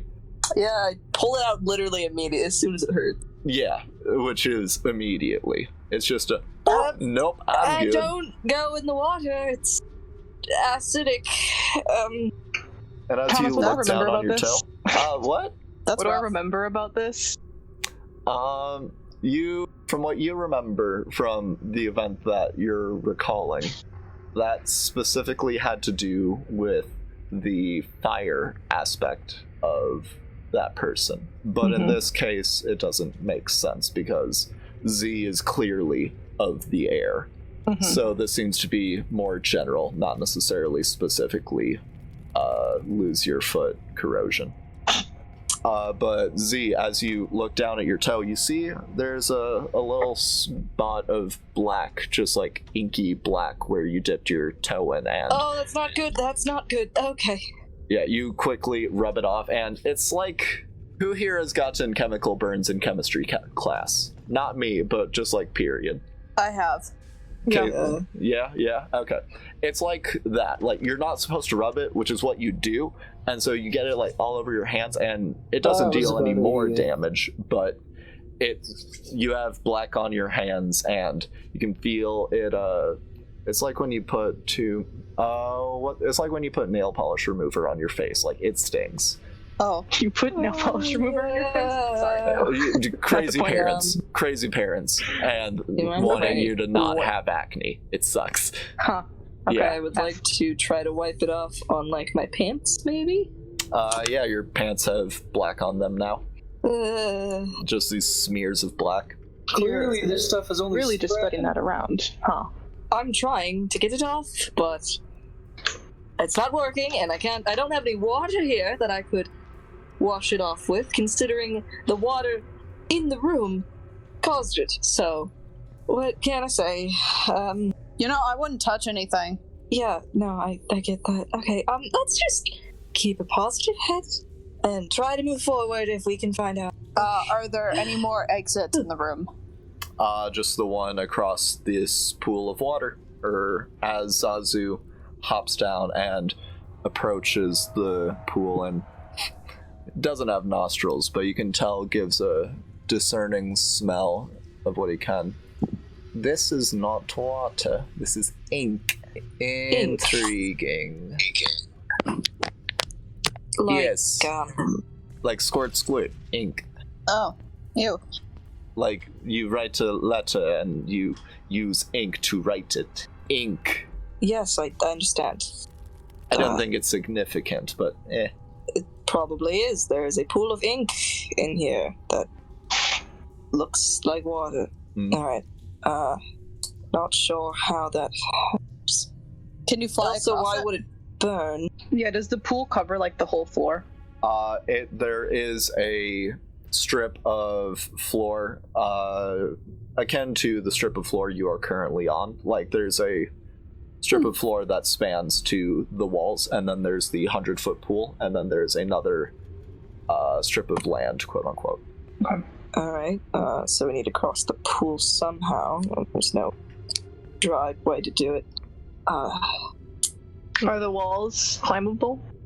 You give a rub on the walls, and they're completely sheer stone. If you had the time to, like, take a pickaxe to it, you could totally make handholds and just wall climb your way over, but doesn't seem like a good bet. Seems can like you fly over it? Yeah.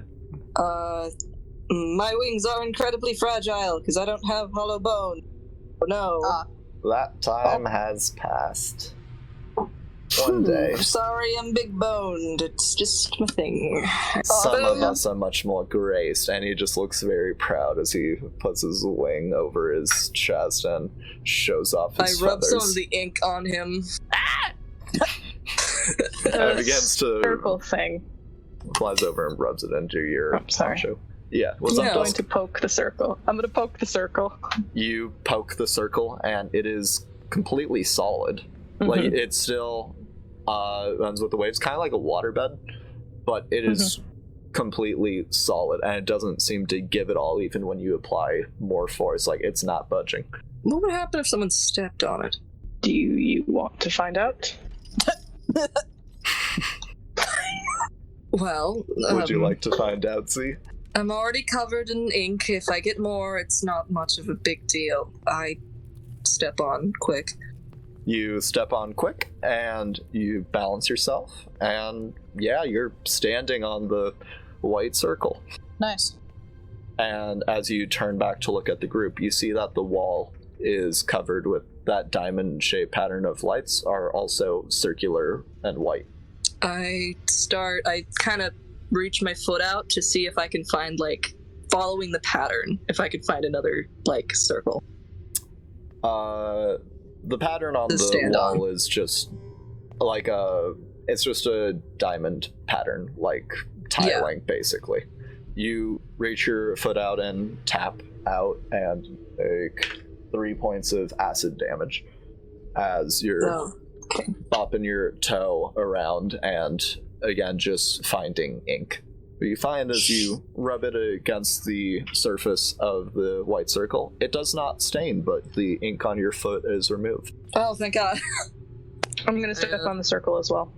How big is it? It's 5 feet, so you both are never mind all then. up on each other. No, I don't do that if it's that small. I thought it was bigger. let's make it bigger. No. But yeah. Okay. So, to reiterate, around the room, there's this white circle, there's this ink. Yep. There's the platform, and then on the wall, there's a pattern of lights. Yes. They don't jut out at all, though, right? They do not seem to, no. They're in 3 rows, and overall there seems to be about 20 of them or so. Does the pattern of lights seem to mean anything? Not specifically. It's a very generic pattern, like it's literally just a diamond pattern. Well, it didn't have anything to do with this, with the thing. If this did have a significant pattern, like, correlating to the pool, you would have to be making long jumps to make it from circle to circle. Hey, Zazu! Yes? You're not going to put ink on me again, are you? No, I did that because you were being flashy. It was funny, come on. Let it take a laugh, besides you got it off. It hurt. I only have so many hit points. Oh, by the way, Zazu lost 1 hit point from that. Well, Zazu, do you mind if you, try to find... Look, how about this? Yes. I take a stick or something, I give you some pieces, and then you drop it where a platform should be. Okay. What sticks you got? I go into my tinderbox. Okay. Yeah. He'll take some tinder, and he'll follow your directions and drop them in some places, and they just seem to sink, and then you see a plume of smoke where they were. But also, as you're looking over this pool more, you can barely see from the shine from the wall behind you that there appear to be bottles in some locations in this pool just floating there. Just different little things. Wait. They're floating and they're not at the bottom of the water, right? Right. Do you have a way to, like, move the circle? Like, push off or some kind of magic? It seems like we've tried to move it and it doesn't really push. Do you want to try and shove some magic into the circle to make it move? Sure. What happens if I put a cantrip in there? This is more of just a spell casting check, so just make a charisma check with your proficiency bonus. Alright. It's dirty 20. Dirty 20? Dirty Damn. 20. You... Oh wait, never mind. I didn't have my proficiency. It's 22. Alright. You try and assert yourself onto the circle as best you can, but it seems that you're able to, like, have it move with the waves a little bit, but that just brings it back against the strip of stone that you all were standing on previously. It takes a lot to try and do that. It seems like this is not the best way to get through this. It seems like a bad time. Someone mentioned bottles. Is there any? Yeah, there are some floating around. You see the closest one to you appears to be against the left wall about 20 feet out. Zazu, do you think you could try to grab one of them? And he just looks down at himself and his very tiny claws. I could try, sir. Would you like me to? Yes. I'll how about this? I'll get you your favorite snack next time we're in town. Blueberries. Exactly. Very well. He's going to fly over and is going to try and grab this item. Go ahead and make... We'll call it a sleight of hand check for Zazu to try and pick this up. A sleight of hand and then an athletics. Okay, so the sleight of hand was a 13. Okay. And then strength check, right? Yeah, athletics. Athletics. But I think... One second, I gotta pull up the stat blocks. I don't remember what... Okay. This is a... Oh boy! And, okay, that's a 13 as well. Okay. You see as Zazu is out there trying to get a grip on this thing. It's not going well. You can hear the scratch of talons against like ceramic or something, maybe. Oh, God. Yeah, it's a bad time, but he gets a grip around just the very end of it, just the very rim of this thing, and begins to try and flap up. And as he does, he gets the bottle out of it, but then as he's going to, you just hear, and he falls, and you see a sprinkling of gold dust plume out as Zazu seems to be consumed by the ink. Oh God, okay, and that was... discorporates. Well, there goes the bird. Yes. He's not dead, that's not how that works. Shame. I know. Are any of those Oh, no, bottles he's kind of within a dick. reach Nope. of the edge? Nope. Okay. The closest one is 20 feet out, which is the one Zazu just went for, which is now 15 feet away. Mm-hmm. Okay, well, That's unfortunate. yeah, ooh. I really got nothing. Yeah. I'm a little lost here. Yeah, I'm kind of confused with the setup. Like, my mind isn't mapping it out right. All right, yeah, let's do a remapping. So, what do you guys know? Okay. You I know guys there's list a this out. What do you ball. guys know? Okay, there's a wall. I know there's, like, balls. I know there's, There are pool circles. ink. Yes. Yeah, there's circles.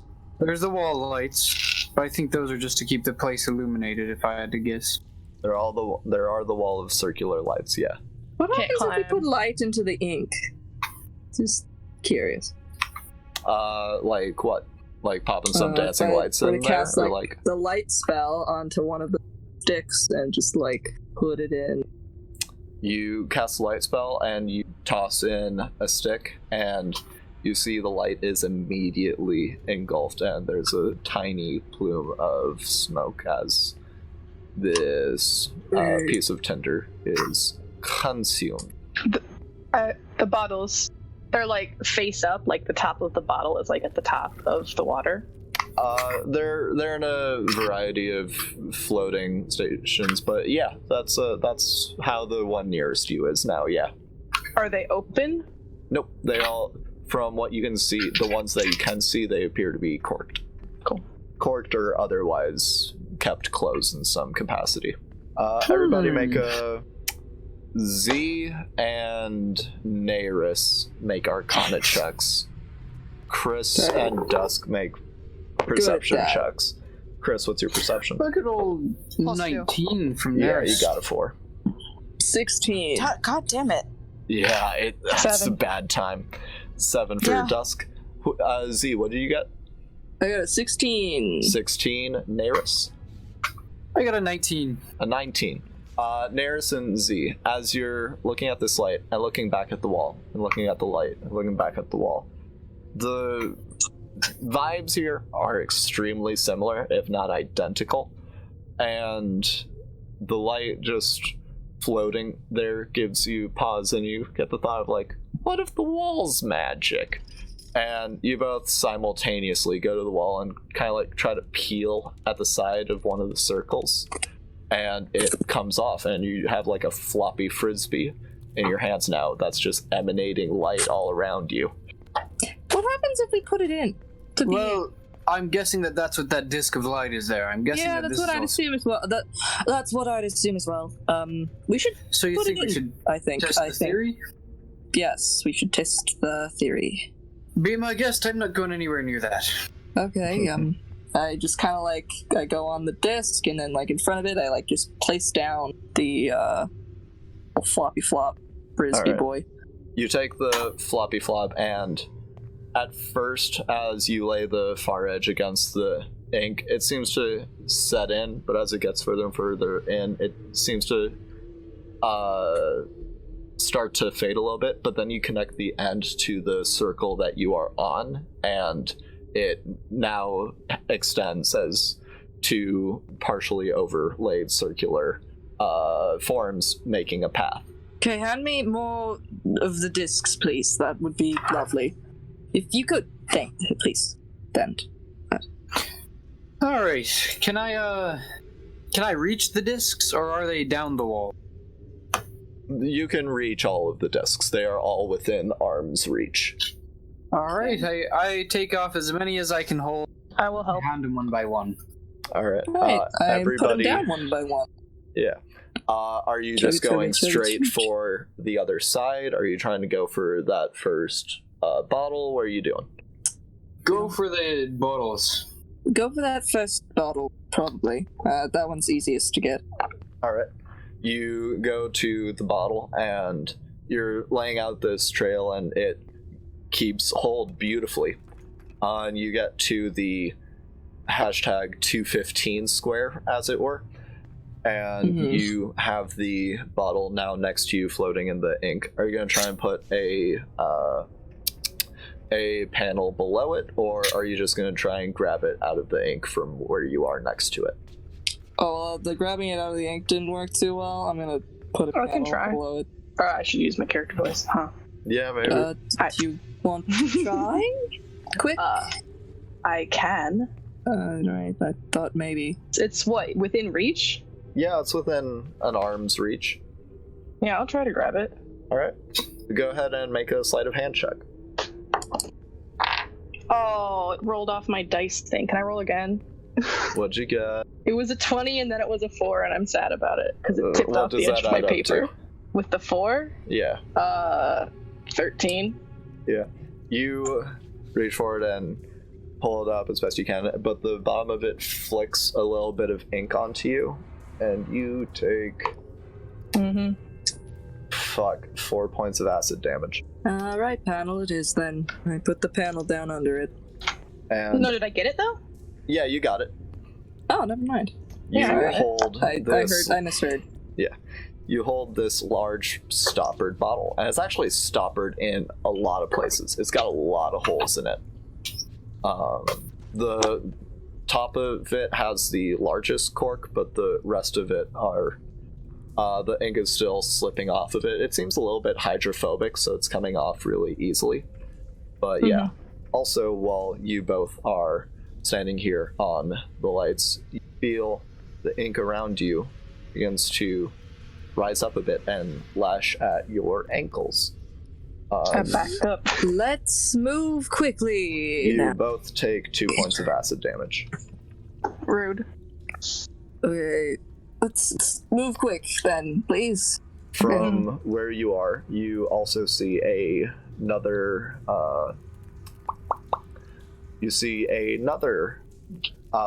what looks like a clay urn about just straight diagonal from you at what would be the 540 square. So it's on the it's against the far right wall, or not quite against the far right wall. It's a space away from the far right wall, but it is 40 feet out from the starting point. Chris and Neris, what are you guys doing as you see Dusk and Z out on this light bridge getting lashed at by inky tentacles? Tiny inky tentacles. So how much is it hurting right now that you took the bottle out? I'm fine. Shit. Little bunch. It's not bad. Who wants this? I really couldn't care less. I'll take it. I take the bottle. Z, and I'll go back to solid ground. You guys go back to solid ground? I do. Okay. I'm gonna continue on. Z, you take another 2 points of acid damage as you continue on. Okay, I'm going to the other side at this point. Okay, you're going to the other bottle. I would like to walk down the light bridge just to meet up with Z. Okay. I'm not going to the other bottle. Are you just going straight across? Yeah. Okay. I have a person to save, and as curious as I am, they come first, so... You make it about halfway until you are out of light rings, and as you stand in the middle of the ink pool, you take another 1 point of acid damage. Still just these tiny inky lashes just going at your ankles, absolutely ruining the bandages you got down there. So now, Z, do you think it would have been a wise idea to wear shoes? Because it seems like a mighty fine idea right now. Are you out there with Z, you said? Mm-hmm. Okay. you take 1 point of acid damage as well. I don't think they're going specifically for the feet, so I don't think it matters. You feel the ink bleed through your boot onto your skin and begins to burn. The hell? And we're out of circles? Z was immediately out of circles. You all still have circles, but Z is at the front and does not have any. Oh. Alright, Pass the circles down, please. Yeah, passing the circles down. I will ferry. I can ferry circles. Alright. Because how long is the path right now? It's about 50 feet. Yeah. I will activate my boots so I can go hella fast and just start zooming with circles. Yeah, you start Tim Allen's zooming it up, and you bring rings back and forth, and you begin to progressively have a further and further path until you are at the very end. And as you all climb onto the far bed, as it were, you see behind you, near on the opposite side of the pool, are 2 bottles next to each other about 10 feet out, but completely out of reach from your path of light, and the back wall of light's completely used up. Let's finish this path first to get to the other side before we try any bottles. You're already at the other side. Okay. Oh, sorry, I'm dumb. It's okay. I turn Don't off worry my about boots. it. Your boots are off. Okay. How many circles do we have left? You are across. You have none. Okay. Well, those are 10 Fuck feet the out. bottles. You got that one, though. Yeah, that's fair. We should get going into the chamber. Archway, yeah. Yeah. After all, there's a person there, and that requires immediate attention. Alright, yeah. You guys continue on? Cool. Cool. Yeah. All So right, I'm great. just assuming there's a tunnel or a door or what? Yes, the archway leads down a carved tunnel, curving and going down for a while again until you guys eventually come to a small chamber. There's a small campfire that's giving off no smoke whatsoever, but it's got a pleasant and warm heat coming off of it. Huh? I said that's suspicious. Very suspicious. There, or surrounding the campfire, is a smattering of laid out bedding, and carved in the floor in front of the campfire in that same script none of you can really understand, but can still actually understand. None of you know, but can understand. There's a better way to put it. Is the phrase "time used" is used by all. What do you do? Time used is used.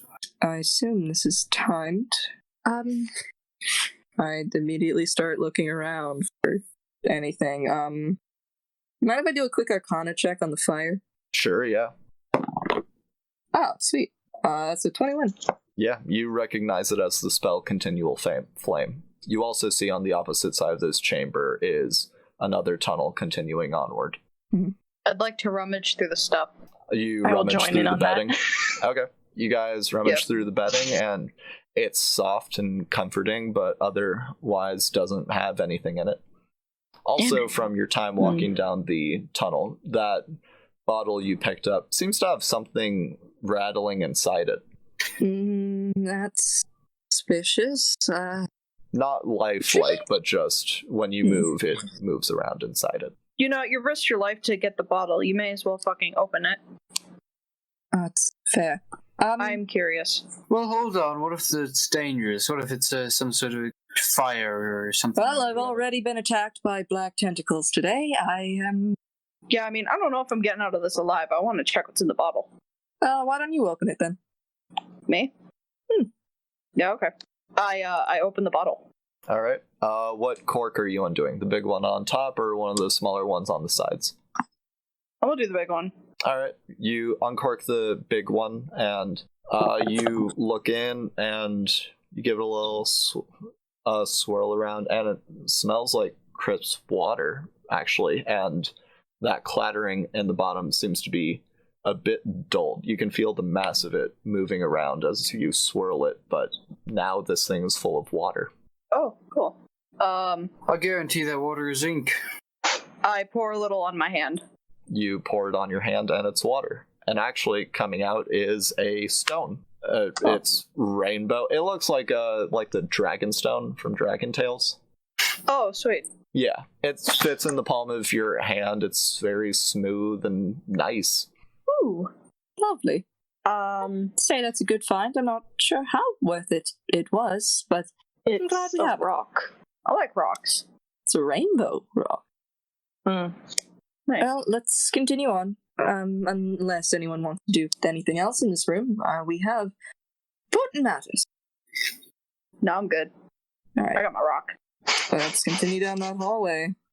All right, you guys carry on for a while, nursing the acidic burns you all have gathered across your ankles and such. Still moving on. Chris, your feet still hurt. It's a bad time for anything that is your lower half at the moment. But you guys continue on. And eventually... My feet hurt, but I got a pretty rock now, so I'd say that's a pretty fair trade. Yeah. So you guys continue on, and the tunnel goes on forever. Holy shit, how deep does this go? Until finally, you can see that the tunnel seems to curve off into something, and you see Jade light coming from wherever the tunnel curves into. What do you do? Well, it was nice knowing you. Let's get this over with, I say. Why don't we take a rest first? You want to take a rest not by the nice campfire. I think we should just truck it. Man. Get this over with. Yeah. Well, I'm outvoted anyways. Alright. Let's go down. It's a shame that little bird isn't here, isn't it? I can summon him soon. You hear a voice in the back of your head. I am with you always, good sir. Please don't. Don't worry. I can just summon him back later. He doesn't really die. Again, please do not summon him back later. I kind of have to. It's not really my choice. I don't know if that makes sense at the moment, but... Why are they so rude to me, master? See, when he's not summoned, he only talks in my head. I'm so sorry for your loss. Look, we can talk about his whole deal later. Let's go and save the person and bring her back to town where she belongs and is happy. Okay. Alright, sweet. Alright. And so there's the, so we came to a crossroads of sort? Not a crossroads, just there is light coming from a chamber or something, or a cavern or whatever that you can't see currently. In. You're all going in? We go, yeah. Alright. Yeah, we're just gonna go in. You guys... This is suspiciously like my dream. You guys continue forward, armed and ready, and as you enter, you see a cavern washed over with jade light stemming from a large, massive pool, like at least 200 feet diameter. A dark figure, another one of these. Yeah, a dark figure stands with their back to you before an altar with a woman laid out on it. All outlined in jade light from the lake, you hear muttered chanting echoing throughout the cavern. This is a big space. Like the lake itself only, or the pond only occupies maybe a third of the area in here. The rest is just floor and stalactites and stalagmites and stuff. Tell me. I don't think this rock is that worth it anymore. All you need is the girl. You don't need to do anything with whoever's doing that ritual over there. All you need the person on that altar, right? Is there a place to hide? Yes. As you think that, and Neris, as you say that, you hear from behind you. And you all turn to see a medium-sized green dragon. And it's right next to you. Everybody roll initiative. Oh, God. Still pretty young, by the fact it's medium, but... Okay. Oh yeah, it's obviously young, or we would be dead. Immediately. And Chris, you have a -2? Yeah. Okay, cool. Dusk. 24 again. Cool. Huitziel. I got a 21. Nice. Neris. I got a 7. What's your dex mod? 3. Cool. Alright. The dragon gets a surprise round, but Dusk, you are not able to be surprised, so you go first. What do you do? Is there a place to hide? There are various stalagmites immediately around you. You can hide behind one of them. Okay, I will bonus action disengage and action to hide. Oh yeah, that's a good question. Who would have been in the front and who would have been in the back? I would have been in the front walking into the room, but... Neris would have been in the back. Dusk, would you have been in the front or the back? Probably second, yeah. Yeah, alright. So you don't have to disengage. You can just go and hide. Okay, then I will bonus action hide. Alright, do it. A 22. Yeah. Yeah. And then I will shoot. Shoot it. Am I hidden? You are. 26. 26. Yeah. Okay. Attack. That is 17 damage. 17? Damn. And I will just take cover behind the stalagmite I hid behind. Okay. Yeah, cool. Great. On the surprise round, it comes to the dragon's turn, and it is going to, I'll roll it. It attacks Chris. As it goes in for a big ol' chomp. Yeah, that's a natural 19. That'll do it.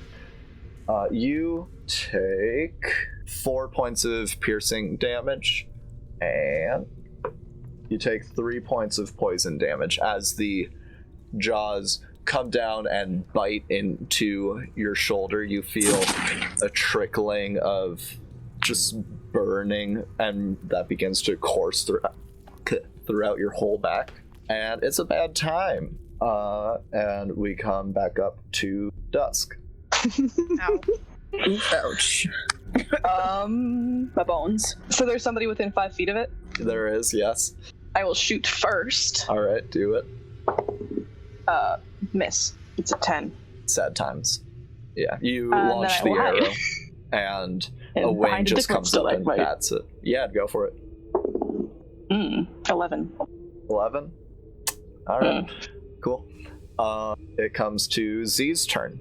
Z, as the brief surprise of seeing a dragon just creep up behind you, quiet as an owl, you see around its neck is a golden collar, it looks like, with a 7-pointed star on it, and it has this pink filigree going on all around it, and you see the eyes of the dragon are unnaturally narrowed for the brightness level and for the dimness level in this room.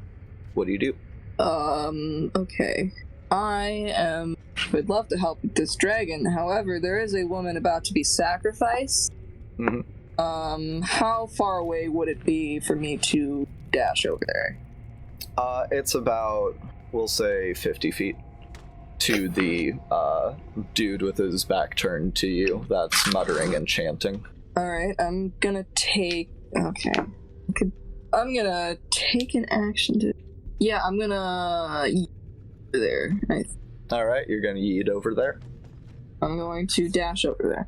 Alright, you take your action to dash, barely stepping on the ground, just going down whenever you need to, gliding the rest of the way. You come up behind this cloaked and hooded figure that appears to be reading from a book of some kind, or maybe it's a scroll. It's hard to tell at the moment, but that is your turn. Yep. Chris. Yeah. You got a dragon in front of you with a golden collar and an unnatural look in its eyes. What are you doing? Well, given the fact that it just bit me, I'm gonna hit it with my battle axe. Alright. To hit is +6, right?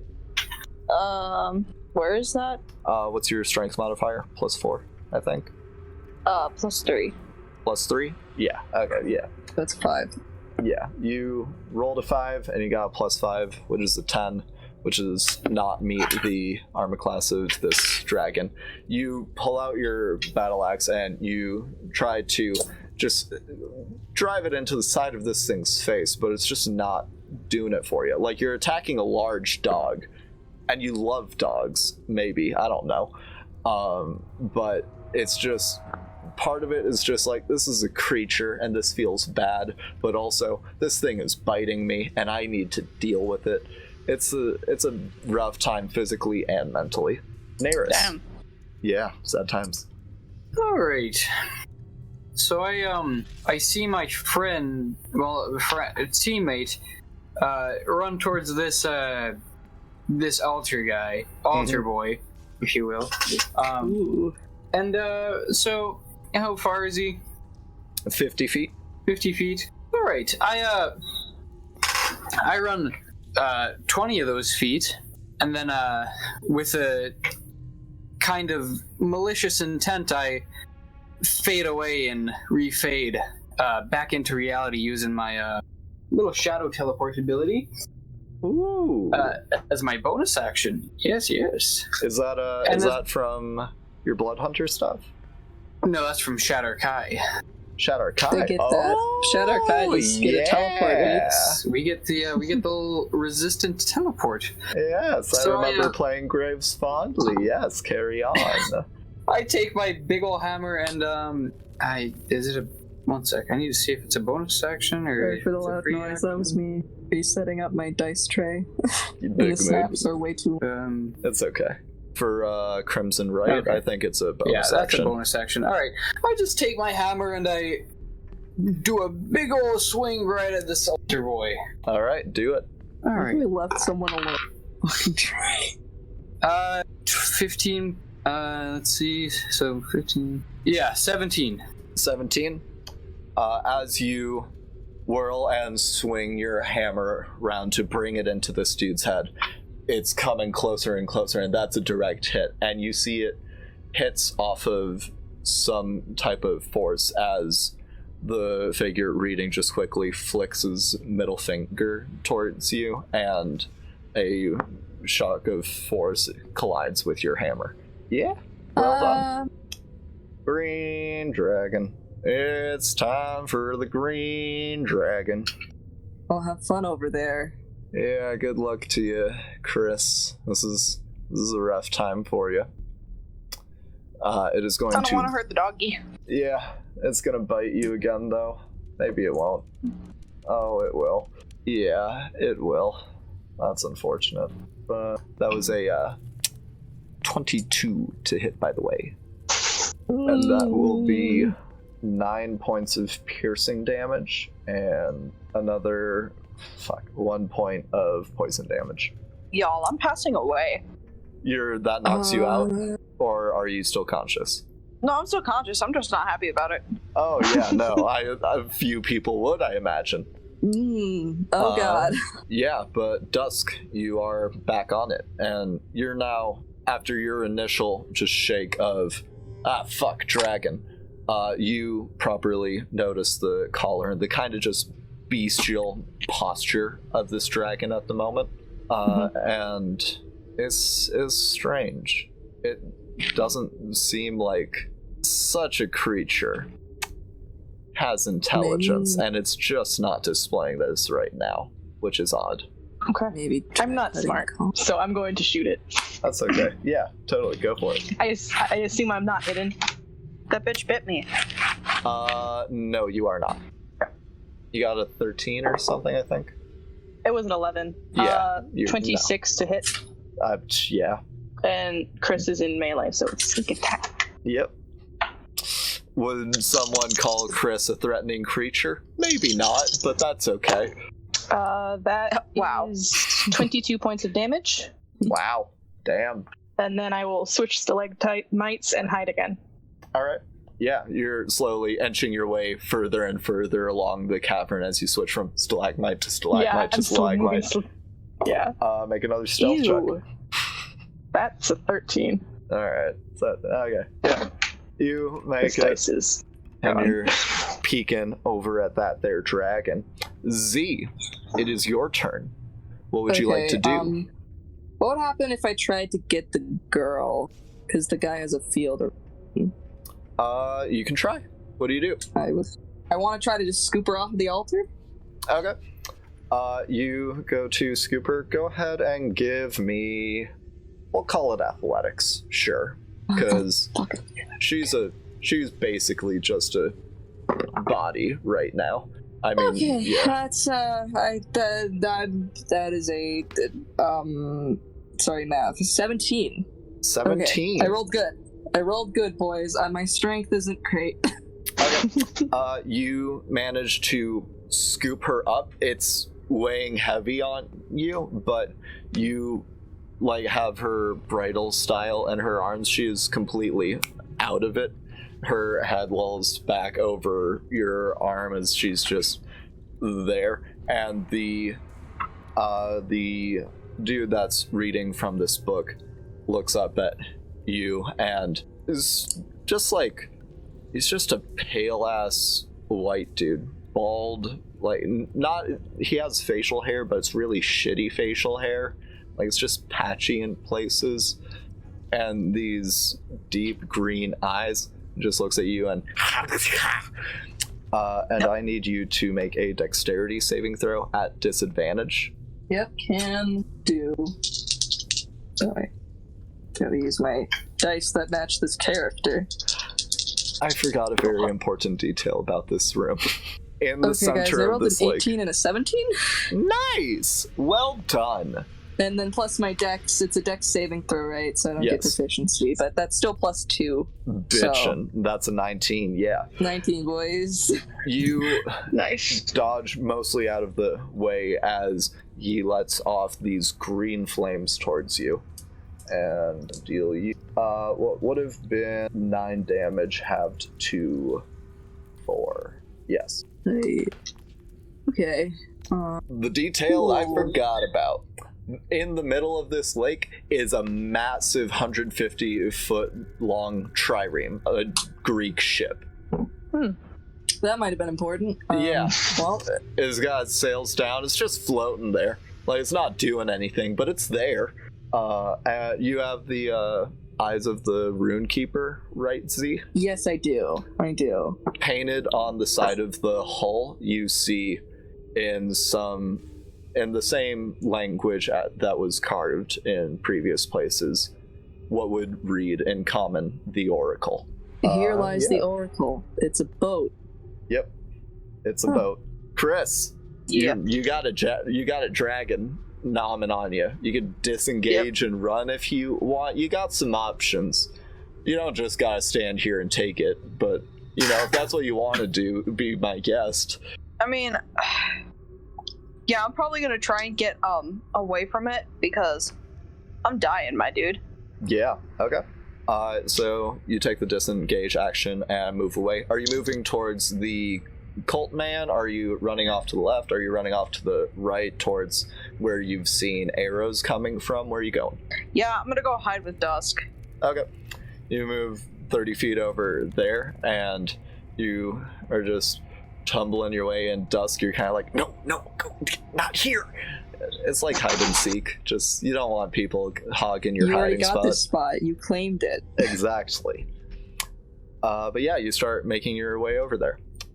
Do you have anything you can do with a bonus action to help yourself? Can you do lay on hands as an action? Is that what it is? Okay. That could be another good option for you instead of disengaging, but it's up to you. Yeah, I'll probably do that.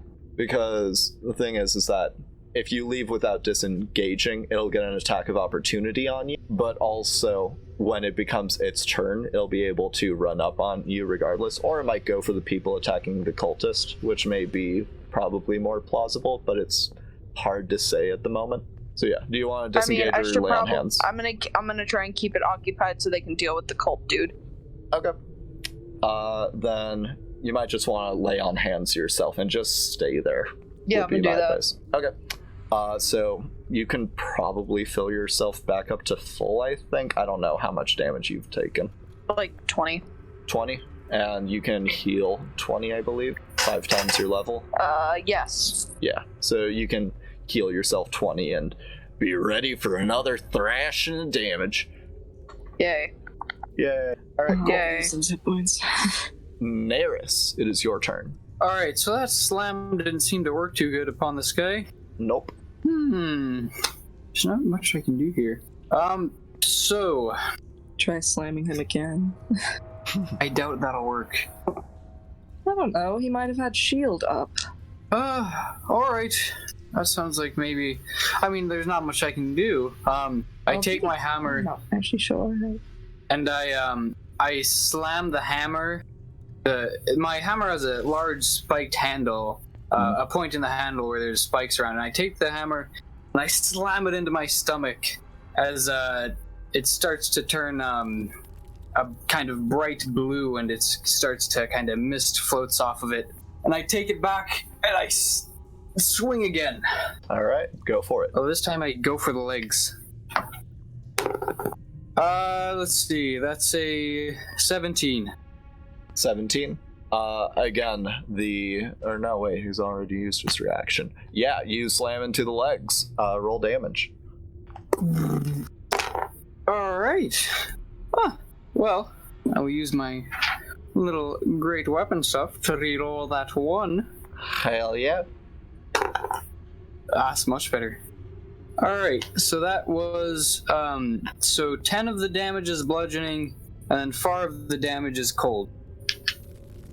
Alright, sorry, how much total was that? 14. 14? Bitch. Cool. You slam in and just hit him in the back of the kneecap, and you hear him let it as he is brought to a knee in front of you. Z, you're still on the dais holding the lady. And yeah, it is now the dragon's turn and the man's turn. Now, the dragon is going to come up on Neris, because Neris is closest and is actively damaged. Oh, great. The man is going to bite. Oh, hi, Bevy. Yeah, I love you. That is a 15 to hit. Nope! As it comes trundling up, you definitely bring your hammer up and just smash it in the side of the face to the side. And the cold man is going to swirl one of his hands while the other is holding the book and pulls out what appears to just be this. You guys know the dark saber in Star Wars? Yes. He begins to ensorcel this black sparkling orb. Like, it's black on the center, but it gives off white light. And he lets it explode and casts it at both you and Neris. And at Z and Neris. Won't hit on Neris. Will hit on Z. So Z, you are struck in the chest by this, and you take 6 points of force damage, and I need you to make a strength saving throw. Okay. Alright. This is to see if you hold on to the girl or not. 15 flat. Alright, I don't yeah. add anything. I don't think. You are pushed off of this altar into the water. You're holding on to the lady, and you both fall into the water. You don't like the water most of the time. It gets in your feathers and makes it hard to fly. It's just awful. Corsets. Giant gets everywhere. Yeah, it's like sand. It's miserable. It's like sand. Mm-hmm. Yeah, that'll be their turns. I make sure that when we're falling into the water, I make sure to make it so that the lady is also holding onto the hilt of my sword, so she doesn't have to breathe. Not so she how it works, down. but you can consciously keep her head above the water. That's fine. Alright, I'll do that. Okay. Dusk. It is your turn. Mm-hmm. The dragon has moved on to Neris, who is also in melee with the mage man. Hi, baby. Yeah, you want attention, you little bastard. Pet your cat for me. Okay, I am. Do you want Yeah. to say hi to pet the baby. people at home? You want to say something? That's pathetic. Try again. Come on. It was a good one. All right, get out of here. You were never made for show business. I Dusk. want to shoot the mage. Okay. Am I hidden? From the mage, yes. Okay, cool. I get advantage. As far as the mage is concerned, you haven't existed up until this point. That's a 26. Yeah. You're gonna be the Travis of this campaign. Jesus. Sneak attack. Sneak attack. All those. That's the shittiest roll I've ever seen. Sad times. 10 damage. 10 damage? Okay. Very close to my minimum. Cool. You. And then I will hide again. Yeah. Go for it. Roll. As expected. Another 13.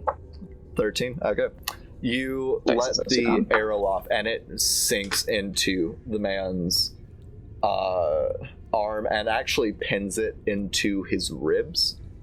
And he lets out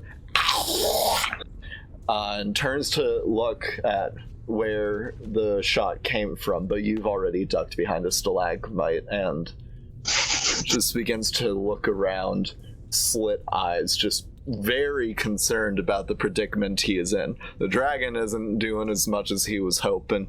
This sucks. Z, what is poppin'? Do your thing. Do my thing. Okay. Well, I'm currently partially submerged and trying to keep a woman from not drowning. Yes. So that's cool. Because you are trying to keep the woman afloat, your athletics checks are going to be made at disadvantage. Okay, cool. Yeah. Sorry, man. This round I'm gonna try to get her out of the water. Okay. Go ahead and make an athletics check. Okay. At disadvantage. Flex that swimmer's God body. damn it. Okay, so these are my rolls. I got a nat 20 and a 6. Sad times. So that's a total of 6? Yeah, that's a 6. Yeah.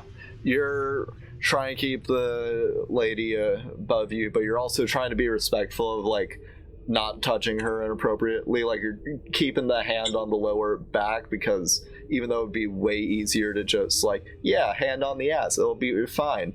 But nah, you're trying to be respectful. You got a hand on the head, hand on the lower back, and you're not used to just swimming with your legs. And you only move 5 feet that turn. It's bad. It's a sad time. I'm struggling. This is what I get for respecting women. Takes Fedora.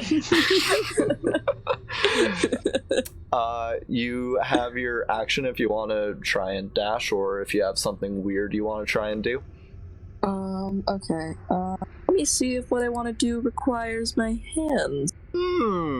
Interesting. If I cast an AoE, would it be possible to just get, like, the dragon and this wizard? You could just get the wizard, or you could just get the dragon. But if you want to get both of them, you have to hit Neris. Also, you can't really see them right now because they're behind an altar.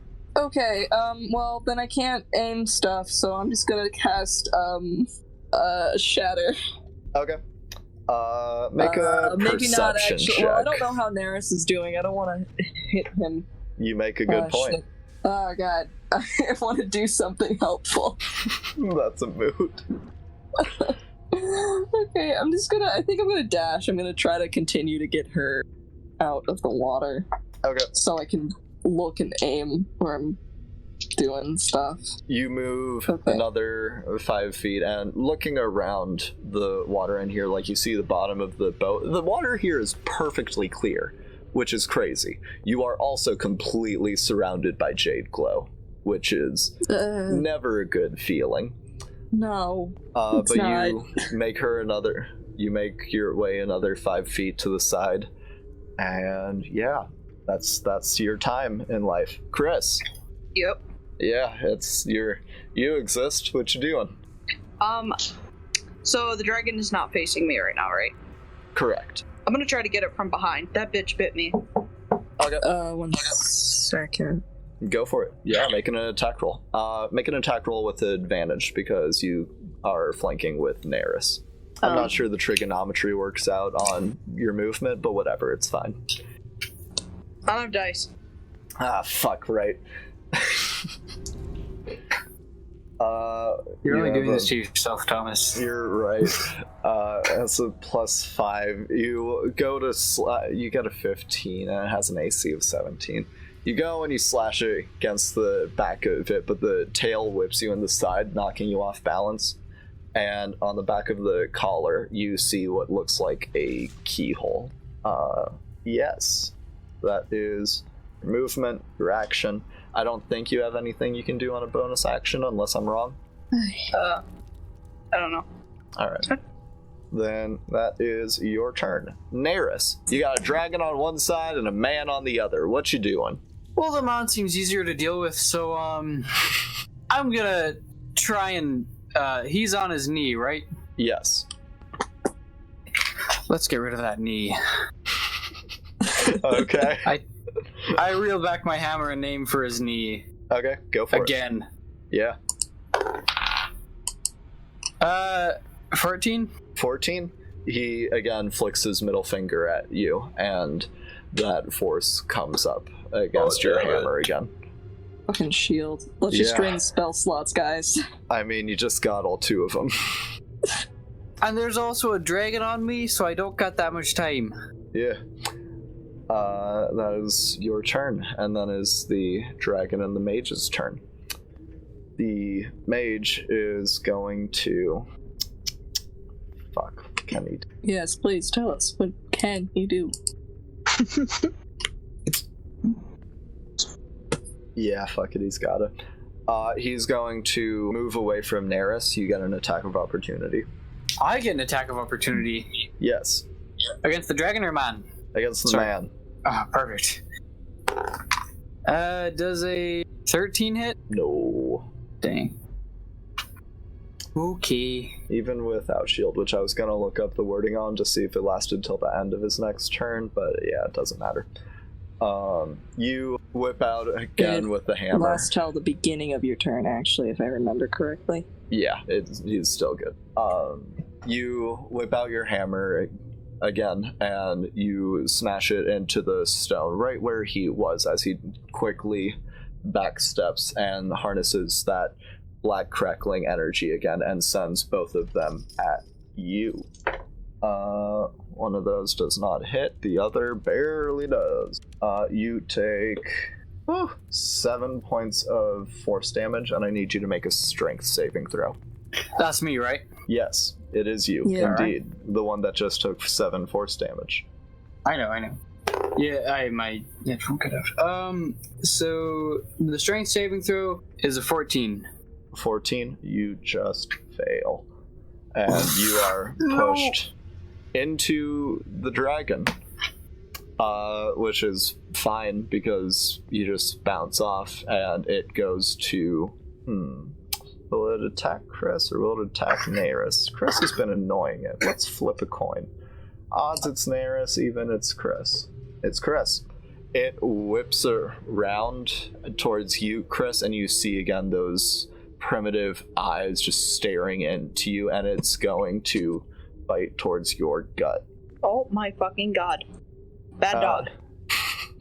That's a 12 to hit, so it goes to bite into your gut, and you just bring your axe down, and it's just biting on it. It's just... and you're keeping a dog off of you with the big stick. Don't bite. Yes, I do! Yes, I do. Dusk, you're up. We'll shoot the mage again. All right, go for it. Am I hidden? Yes. Warlocks? Not very wise. 25. 25? I mean, why do you even ask? Yeah. I'm just you got sneak really. attack. I think he's dead. I think so too. 17? Yeah. So, how do you wreck this man? I will just, shoot him in the throat. Alright. You let the arrow loose, and Neris, you hear a quick as the two of his spinal columns are separated as you turn to see now that there is an arrow sticking out of his throat, and he just and falls onto the ground. Z. And then Well, isn't that nice? I bonus action hide again. Roll. Natural 20. Whistle while we work. You whistle while we work. Where the fuck is dusk? No one knows. Z, you're in the water, baby. You are. Yeah, I'm still trying to get her out of the water. Yep, you are 10 feet from a stretch of stone that is not raised dais. Go ahead and make another athletics check. Alright, still at disadvantage, right? Yeah. Cool. 14 out of 15, so 14. Hey, that's not bad. You These dice have swim been rolling over, pretty good for me, I'm gonna be honest. and you are able to push her onto the stone. And you are now able to bring your head up and look around. You see the mage dead on the floor with an arrow through his throat, and you hear the sounds of combat on the opposite side of the altar. Okay, I'm that looking was your for that movement, dragon. but yeah. Okay. Make a perception check to judge the area of the dragon. That's a fat 9. Fat 9. You can tell where the dragon is, but you can also tell that probably Chris and Neris are both in melee with it. You hear the sounds of clashing metal, and you haven't seen Dusk do anything with metal except for arrowheads. Alright, well, I don't... Okay, I'm going to... Wait a second. I'm gonna cast Armor of Agathis on myself. You cast Armor of Agathis, and the water around you begins to freeze a little bit around you as the air temperature just drops, and parts of just your armor begin to flake with frost. And does Z still just breathe because he can, or does he just not do it ever? I mean, he still breathes, just... Yeah, okay. Yeah, and as you breathe, you feel the cold air kind of sting the hairs in your nose, and yeah. What was previously just kind of chill water is now nearly ice cold. Cool. Yeah, that's your turn. That's my action. Yeah. Chris, you're in melee with the dragon still. I really want you to hit with an attack. I'm sorry my dice are screwing you like this. I would like to cast Speak with Animals because I want to tell it it's a bad dog. And maybe... Does it seem affected by the fact that the mage is no longer alive? It does not. Okay. I would like to speak with animals. I want to know what its motives are. You don't need to cast Speak with Animals for that. You can make either an insight or an animal handling check, whichever is higher. I'm going to do an animal handling. Okay. +4? +2. +2? Oh, wait, did you say insight? Yes. Or... Oh, I'm going to do insight then, because it's 4. Okay, cool. You get a 12, which is fine because this is not necessarily complicated. What you know of dragons is their grandness in history and their general intelligence and ability to interact with people on a people level. In particular, green dragons. They have a reputation for being tricksters and connivers and plotters, and you're not getting any of that off of this creature. And the only thing that's different from it from any other dragon is that is the collar around it. Do I still have an action? Yeah. I would like to use my sickle and try to hit the collar so I can get... Okay. Go ahead and we'll call this an athletics check. Sure. You're going to make a contested athletics check against the dragon. So what's your athletics modifier? +2. +2. All right. You get a natural 20, and the dragon gets lit. not Finally. a natural 20. So you deftly move to the side, bring your sickle with the back against the skin of this dragon, and its mouth begins to follow you as you go, but you're too quick, and you turn it like you're using 2 wrenches to pop open a padlock, and the collar just completely splits it apart, and you see this pink mist begins to flow off of it as it clatters to the ground, and the dragon's eyes widen and dilate, and the whole posture, while it was more hunched before, kind of straightens up and just looks around and blinks. That's your turn. Neris. Yes, okay. You see this, and the dragon's just blinking at you.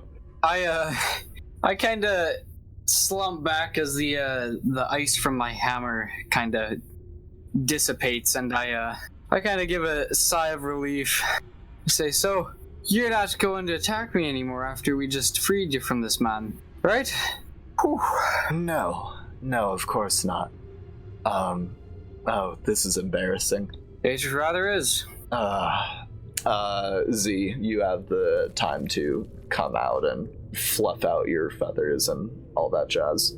Grab the lady again. Yeah, you grab the lady and check her breathing. She's still breathing.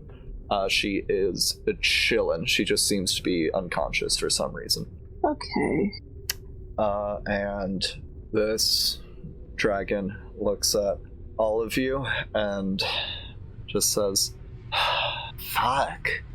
Okay, so you all are late. Very late. That's okay, though. There's still time for all of this. What do you mean late? You're late. Should have been like a year ago, but that's okay. I'm sorry. I was busy getting bit. Thank you. Yeah, well, come with me. And the dragon begins to walk in a direction towards dusk. Not directly at dusk. Yes, you are. But it seems to be walking around the lake onward into the cavern. Alright, let's follow, boys. I'm gonna follow the dragon. Yeah. I'm gonna keep my distance so I can keep this natural 20. Sure, yeah. And I'm ready to attack if the dragon does anything hostile. I have a question. Totally. Is this anything at all to deal with the many-eyed god? Oh, exactly. That's exactly what... Oh, hello, you. Dragon just gives you a quick little... Oh, we got a gusty boy. Okay. Wonderful.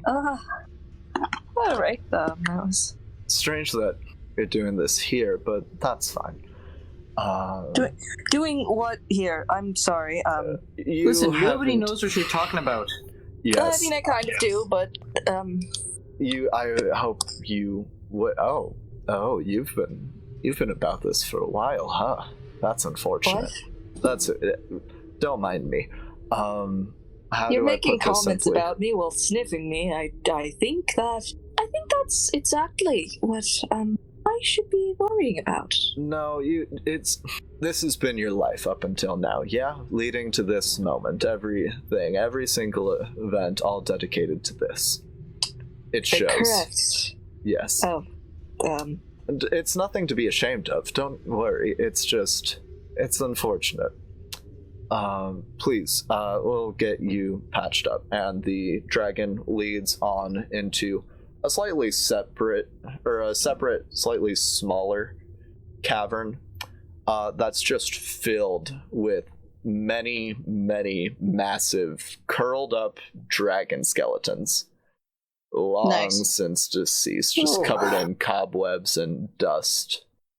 And this is a little macabre. Well, I mean, yes. And the dragon just continues on, looking through the bones and begins to get on its hind legs and begins to do some whooshy voodoo voodoo. And you see a green and purple kind of energy begin to swirl up from a point in the ground as it seems to kind of pull it with its hands. What should I call you? Horns. I don't want to call you Horns. Oh, Chris. Chris? Beautiful name. Chris, come here. And the dragon pulls this green and purplish energy and kind of sprinkles it at you. Like it'll take a little bit of it and it'll just right in your face.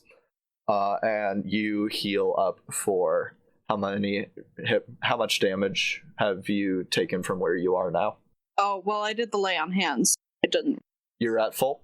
Yeah, but the action was nice. Yeah, like your wounds close up, especially all of the bite marks, and you feel the tension in your back ease up. There, that should be sufficient. Isn't there one more of you? Someone, and the dragon pulls out some of the arrows. Someone was shooting me with these. Where are they? Oh, that's hangover guy. You'd be lucky if you saw him. I imagine I would. Hangover guy. Guy. That's really. This is your legacy now. I hope you know that. I'll walk out. There you go. You enter in. By natural 20. Is this everyone in your party right now? Presumably. Yes. Indeed. It is. Granted, some talking bird is dead, but He's not dead. He is not missed. These are the mortals you carry with you. Yes. well, then there's a goat outside. But Is it a giant goat? yes, that would be mine. Doesn't count. It's Would okay a though. regular Don't goat worry. count? No, right, I don't. It was a redundant question. It doesn't matter. Anyways, and the dragon pushes aside one of the largest dragon skeleton and really puts a shoulder into it to just move enough of it to clear up what looks like a circular platform with 6 circles on it, each bearing a symbol, and each of these circles is connected to every single other circle by a line. Is it of the 6 rolls? It is indeed. There are 6 platforms, and I will describe what each of them has on them. So the first one has an amalgamation of the 4 elements on it. The second one has is a point down sword.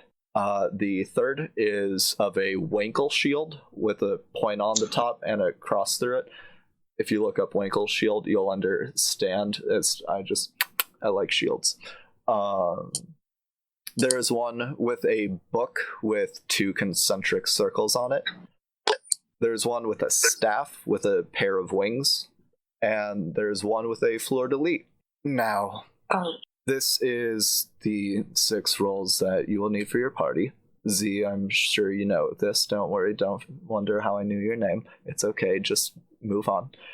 The first is the Elementalist. The second is the Warrior. The third is the Guardian. The fourth is the Sage. The fifth is the Support. And the sixth is the Scout. Now, one of these is already evident. Z, please take your place. Okay. I'm never going to stop wondering why you knew my name. It's fine. I go and I step on the platform. Yeah, you go and step on the Elementalist platform.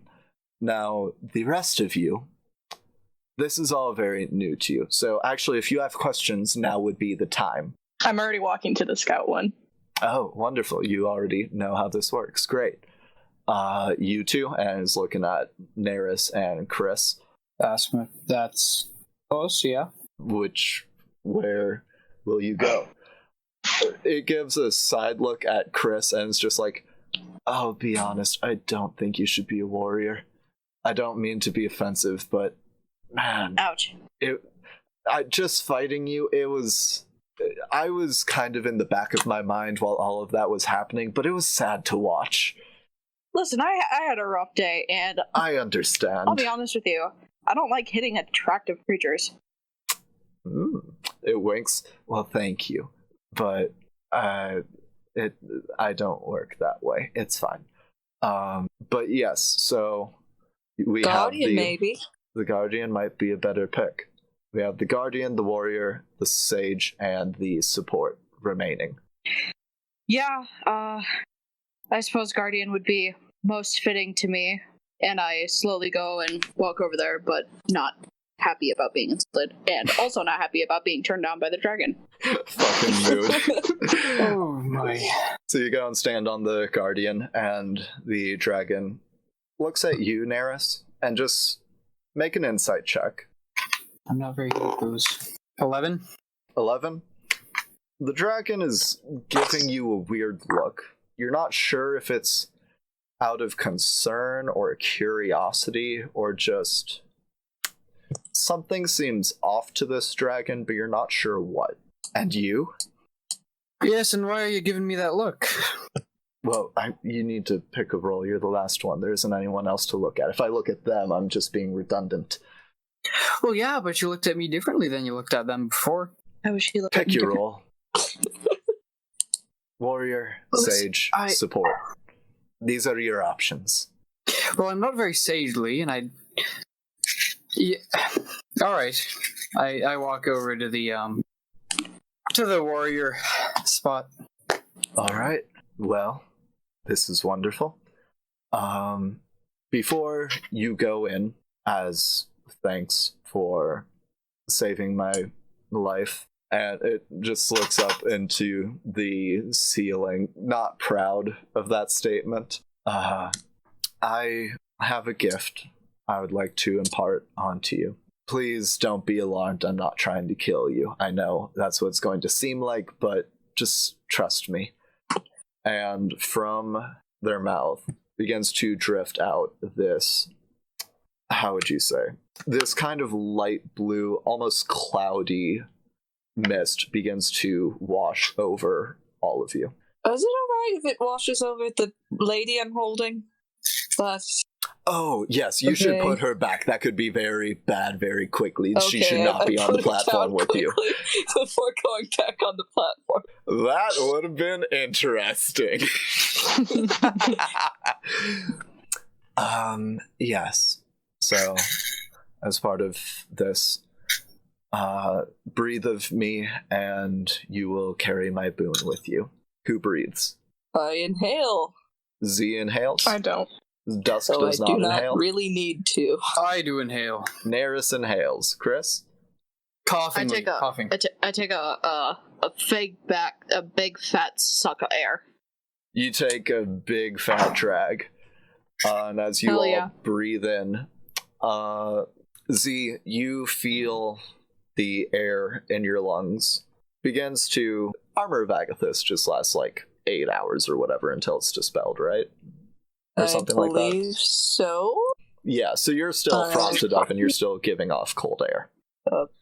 You feel the air in your lungs begins to warm up and begins to crackle a little bit, to the point that it kind of, you feel your lungs begin to like lightly contract with each pulse, but then your body begins to become accustomed to it. Chris, when you take your big fat drag, you feel the air in your lungs begins to condense and just become heavier. Like, it's not like it's weighing down and forming something solid in the bottom of your lungs. It's just becoming denser and something strong. Neris, as you inhale, you feel the air inside you begins to become colder and kind of burns a little bit. And it reminds you of a time when you were forced to imbibe a variety of different beverages and concoctments. and it's not pleasant. No, I'm sitting down now. I'm sitting down. Yeah, you're taking a seat after that big fat rip. You're a bit lightheaded.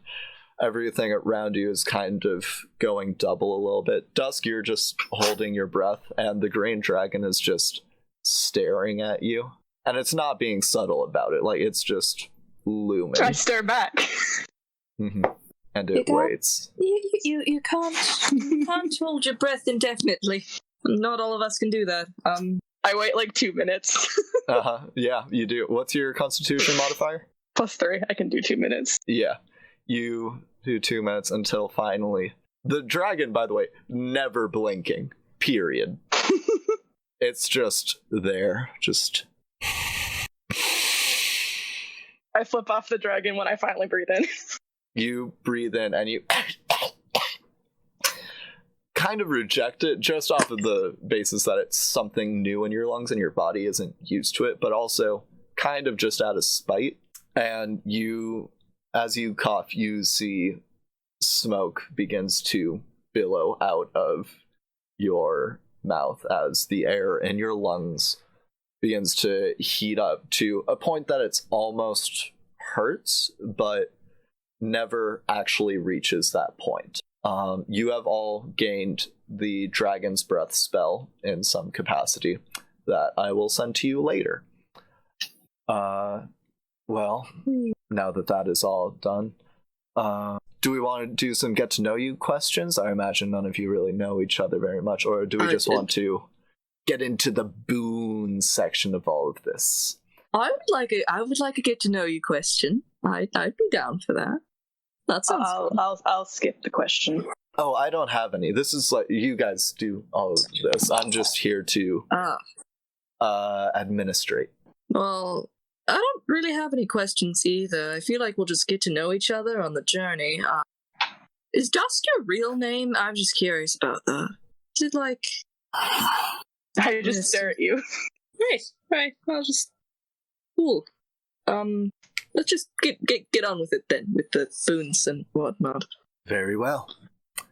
The dragon goes away for a second and comes back with 4 half-cut skulls that are kind of like bowls, and has them filled with water and hands each of you one. Now, if you drink this yourself, it's just water, but if you give it to a friend, you will be able to go on and obtain an item of your choice. Don't leave anyone behind. I suggest doing it all at once. But otherwise, have at it. Alright. Dusk. Let's do that then. Mm-hmm. This strikes a memory. Yeah. Is there anything you would like to act on, or are you all just going to swig together? Sip, sip, baby. Sip, sip. I've been waiting for this. A word of advice for this. The dragon is staring at you with its head on its fingers. Don't take something you want to use. The dragon cocks its head. Interesting. All right, off with you. Cheers. On. Do it. Well, is there a particular, before you drink, is there a particular reason for your advice here? Any, why not take something that... You'll regret it. Wow, you're so vague right now, and I don't need that. Everybody make an insight check. Dusk, make a deception check, sure. Just because you're being shady. I got a you're just being 20. Shady. That's it. You're just not being clear with information. I got a natural 20. I also got a natural 20. I got a 10. And my charisma... Wait. What's the... Chris, what mod are we using? You guys are doing insight. Dusk is doing deception. So Dusk, what's your deception? Damn it. I'm not good at the that. Natural 20, 24. 24. Z, you got like a 21? 21. Yeah. Chris, you get a 22, and Neris, you got a 10. Neris, you have no idea what Dusk is going on about.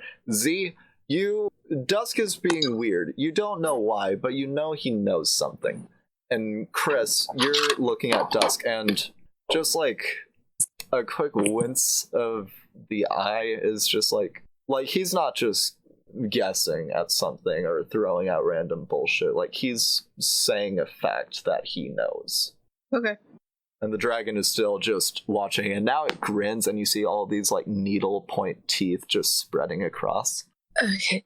Well, so, you know something. You know something. And you're not telling us. Something?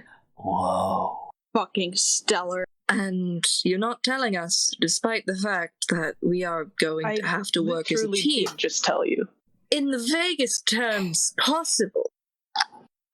Look, I don't want to be too confrontational about this, but clearly if I would be passive about it, nothing would come. Please, just, is there anything else you can tell us about this before we all drink together? We also just met, so what's your word to us? Absolutely nothing. I mean, I don't think Hangover Guy is gonna tell us jack shit anyway. All I'll It was say... worth a try. And what? Sorry, I interrupted All I'll say is that this ain't my first rodeo. Ooh, What? rodeo. That's a nice word. I like the ring of it. Do rodeos exist? Should I use a different quote? Rodeo, yeah, sure. I mean, Wyatt exists, so sure, why not? Wyatt, for those who don't know, is a gunslinging rodeo cowboy man that lives in this world Cowboy somewhere. Somewhere. I would like to... Alright, well, cheers, I suppose. You To a all, new party. To no more bed hopping. you all put your arms to the right and let the person to your right drink, and you all immediately pass out. And you each awaken in an astral void of some kind. You see, everybody make a history check. Hell yeah, boy. That's a 19. Ooh, Big 6. big 6. Chris, you got good. What's your history modifier? +1. +1? 15. Nice. Neris? Let me do the math real quick. The natural roll was a 3, so plus 4, 7. Okay. This makes perfect sense because Neris and Dusk, you were not looking. Well, Dusk, you've been here before and you have your own context for this. Chris and Z, you were the ones who actually looked at the jade wall in the room with the black ooze, and you see in the space around you are the same colored orbs that were depicted there. Oh god. This whole space is filled with them. So around you are what appear to be like hexagonal pedestals, and we're going to start with Z. Sure, we'll start with Z. Around you, at essentially each cardinal position for sake of whatever, are 6 pedestals, or 4 pedestals, sorry. One with the symbol of the elementalist, one with the symbol of the warrior, one with the guardian, and one with the scout. On the pedestal with the why am I blanking so hard right now? Jesus Christ. On the one with the elementalist symbol, you see what looks to be a hello. Don't worry about it. I'm in the middle of fucking up my description, and all of a sudden, you're receiving a call. Don't worry about it. You see a rainbow scarf on above the pedestal with the elementalist symbol on it. It slowly swirls around just in the air. And on the one with the warrior, you see wrapped around what looks to be an ethereal weapon of some kind. The solid piece you see looks to be some kind of weapons wrapping. On the one for the guardian, you see a cape with a red cape with a golden cross on it. And on the one for the scout, you see a set of horseshoes. You stand here floating on some invisible surface. What do you do? I walk over to the warrior You stand. are not here. Oh, what? This is It's just Z. me. Everyone's in their own astral plane. You just appear out of nowhere and start walking. You pop in, and then all of a sudden, you are gone. Nope, you are somewhere else. Okay, so the orbs, they are... What orbs? You mentioned something about the orbs with the wall we read. Yes. So imagine looking at the night sky, but it's all around you. Yeah. And okay. the same colors of the orbs you saw in the It was inscription are like stars. All right. Okay. Yeah. I walk towards the elementalist because I am that. Okay. Then I step on the thing. You step on the thing, and the scarf immediately wraps around you, and it begins to constrict and just attaches to your neck. And oh, God. It is there with your other scarf. And we will cut to Neris. Neris. Yes. You stand in an identical place. Opalescent surroundings, 4 pedestals, the whole gym jam. On the elementalist pedestal, you see a rainbow scarf. On the warrior pedestal, you see a pair of black bracers that appear to be crackling with some black energy. And on the guardian pedestal, you see a perfectly polished shield.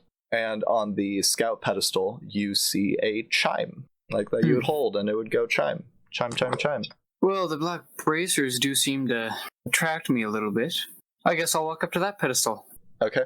You walk up to the pedestal and observe closer. Are they're like crackling, like electric crackling with dark energy? Make an Arcana check. 14. 14. You recognize it as necrotic energy. Well, maybe this will fix my condition, and I grab them. All right, you grab them, and they immediately slip onto and grip onto your wrists. And we will go to Chris. Chris. Yeah. Same setup, whole gym jam. On the elementalist pedestal, you see what looks like a ping pong ball-sized blue glass orb. On the warrior pedestal, you see a pair of bracers that appear to crackle, flame, and chill just in sequence, occasionally letting off tiny explosions. On the guardian pedestal, you see a red cloak or a red cape with a gold cross on it. And on the scout pedestal, you see a rope. Well, as I look around, they don't really seem that appealing to me. Mm-hmm. And the guardian cape is not my style. Mm-hmm. And I'm thinking again about what that hangover guy said. Yeah. Don't pick the one that you want. So, I guess I'm gonna go with the cape. Okay. You reach for the cape, and it swirls majestically onto your shoulders, immediately clasping onto your plate armor. And we go to Dusk. Dusk, you're back here again.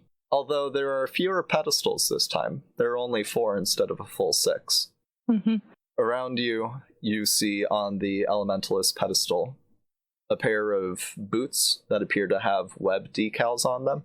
On the warrior pedestal, you see what looks like a whetstone used to sharpen blades and all that jazz. And on the guardian pedestal, you see it looks like a bracer, but you see it cycle through and fold out into a shield, and then it cycles back in and out and in forever and ever. And on the scout pedestal, you see boots with wings and racing stripes and just look super cool and fast. Faster than the boots you have now. I ignore them. What do you do? I will go for the bracers, the guardian pedestal. Okay. You reach out and you grab the bracer shield and you lift it out and you hold it. and you feel the whole space fade away as you come to consciousness with the bracer shield on. You're holding it on your chest. The rest of you come to consciousness, and Z, your scarf is black. And Chris, though you can't see it, the rest of you can see that Chris's cape is also black with silver. Dusk, you see all of this. Mm-hmm. You all come to consciousness and look longingly into each other's eyes. Yeah. Okay, I'm gonna be honest. None of the items seemed appealing to me. I just picked same. the elementalist one because that's the one that I was like, oh, that's what I am. I'll Ting, go ting, pick ting, that. ting. You all see as the ruby that was in the bottom of Z's sword rolls on the ground. Nope. I'm picking that right back up. You grab it and pick it up. What do you do? I'm trying to put it back into the sword. You try and put it back in, and the tail of the sword is shut. It seems that you do not have any more attunement slots to use. I didn't even pick what I wanted. I didn't want another scarf. I don't need another scarf. I have a scarf. I don't wear rainbow. It doesn't go with my weird color palette. The green teal. dragon is off on the side with just laid out with its hand on Pick its the face. elementalist one because that's what I am. And I thought, oh, we'll just go with that. I have Can a I question. take off my break? You try to peel them off and you can't get under them. They are stuck to you. I'm gonna throw the bracers to Chris. By the way, sorry. Chris, you have a bracer. One long bracer. It looks like it's made of bronze or something. It has two straps to go around your forearm. And Dusk tosses this to you. So, now, Dusk, did you think it would have been a good idea to tell us that we picked the ones we wanted, we would be cursed with them? I think maybe for a second you could have mentioned that part. I could have mentioned that maybe It's not don't my pick the fault, one your literally. role is. I would have been able to hear that. I would have. All right, don't pick. Okay, I would have done that. That would have been wonderful. Because these bracers weren't exactly for me. The green So dragon you're walks blaming over, me. puts a hand little on bit. Dusk's shoulder. You can only do so much as a scout if your party doesn't listen to you. It's okay, and pats you on the back. This guy didn't tell us Listen to jack him. shit. He didn't say anything. He said, "Don't pick the one you want." I didn't pick the one I wanted. I didn't like the cape. Fuck. This is what I get for trusting your creepy man again. Yeah. Dusk, You've I'm just lost gonna our leave. trust. you leave. In fact, you leave rather quickly and on more vertical surfaces than you intended to, as you feel you've unlocked a new level of scout. Oh. Here's what's up, and you need to write this down. When you take the okay. dash action, doesn't matter if it's I'm gonna with type it, cunning actually. action or whatever, when you take the dash action, you can move along vertical surfaces and across liquids on your turn without falling during your move. So, like, if you dash up a 100-foot wall, but you can only make it 90 feet, you're falling 90 feet. Okay. How far would I estimate that the exit of this place is? With how long it took you guys to get down here, at least 1,000 feet minimum. I have a quick question. These cursed objects Yes. that I didn't want in the first place, He shrugs. where exactly do I... Is there any way to remove it? Well, that's the question, ain't it? Yeah, and you're being vague. I'm sorry. I It came here to grins. do one thing. I Uh-huh. came here to go and rescue a girl from some skeletons and maybe forget about the world for a bit. I don't know. And now all of a sudden, I'm thrown into my responsibilities, and you give me a cursed object that I didn't even want the regular version of. Howie. I didn't give this to you. You chose it. Don't put this on me. This is bullshit. Don't. Be Put that as this it on- may. Speaking of which, lady friend that you saved is very lovely. And you see walking around the corner into this bone chamber is the woman you saved, bushy brown hair. I realize I never described her before, which is unfortunate. Bushy brown hair, deep tan skin, freckles across the face, brown eyes. Just in a simple white gown that the dude probably put her in, is just standing there with her arms crossed, just, hi. Good day. Can I go home, please? Yes, we'll escort you home immediately. I'll open up the way for you. Good luck! And you I'm guys keeping the make your ruby way. of the war mage. I'm keeping that in my bag until I can get this fucking scarf off. Speaking of which, Chris, you have the rainbow stone, I believe, right? Yeah. And do you still have that bottle, the container thing? Yeah. Okay, mark both of those down in your inventory, because I will forget that you have them. That's And the on you, bracer. that's your job. Yes, and the bracer, which you can call subtle shield, as it is a subtle shield. But yeah, you all make your way upwards to Light and to Spinner, the giant goat. You make your way into town, and you return Rhonda to Tiffany at her home, who is very thankful, and approaches Z and all of you, and it's like, I'm sorry, it's not much, but this is what I can give you. And she gives you 2 sacks full of some beans, some rice, and a smaller kind of like coin-sized pouch of what appear to be mushrooms. This is what we do here. I know it's not much, it's not money, but thank you. I can't repay you enough. I got a question. Is this Rhonda or Tiffany thinking of? This is Tiffany. Oh. How old is Tiffany? Tiffany is roughly in her 30s or 40s. Actually, you know what? Make a persuasion intelligence check. Do you have proficiency in persuasion? Yes. Okay. And what's your intelligence modifier? +1. +1? Okay, so +3 to this. You get a 16. Yeah, she is roughly in her early 40s. Nice. She's doing well, though. Like, she has got a good whole figure going.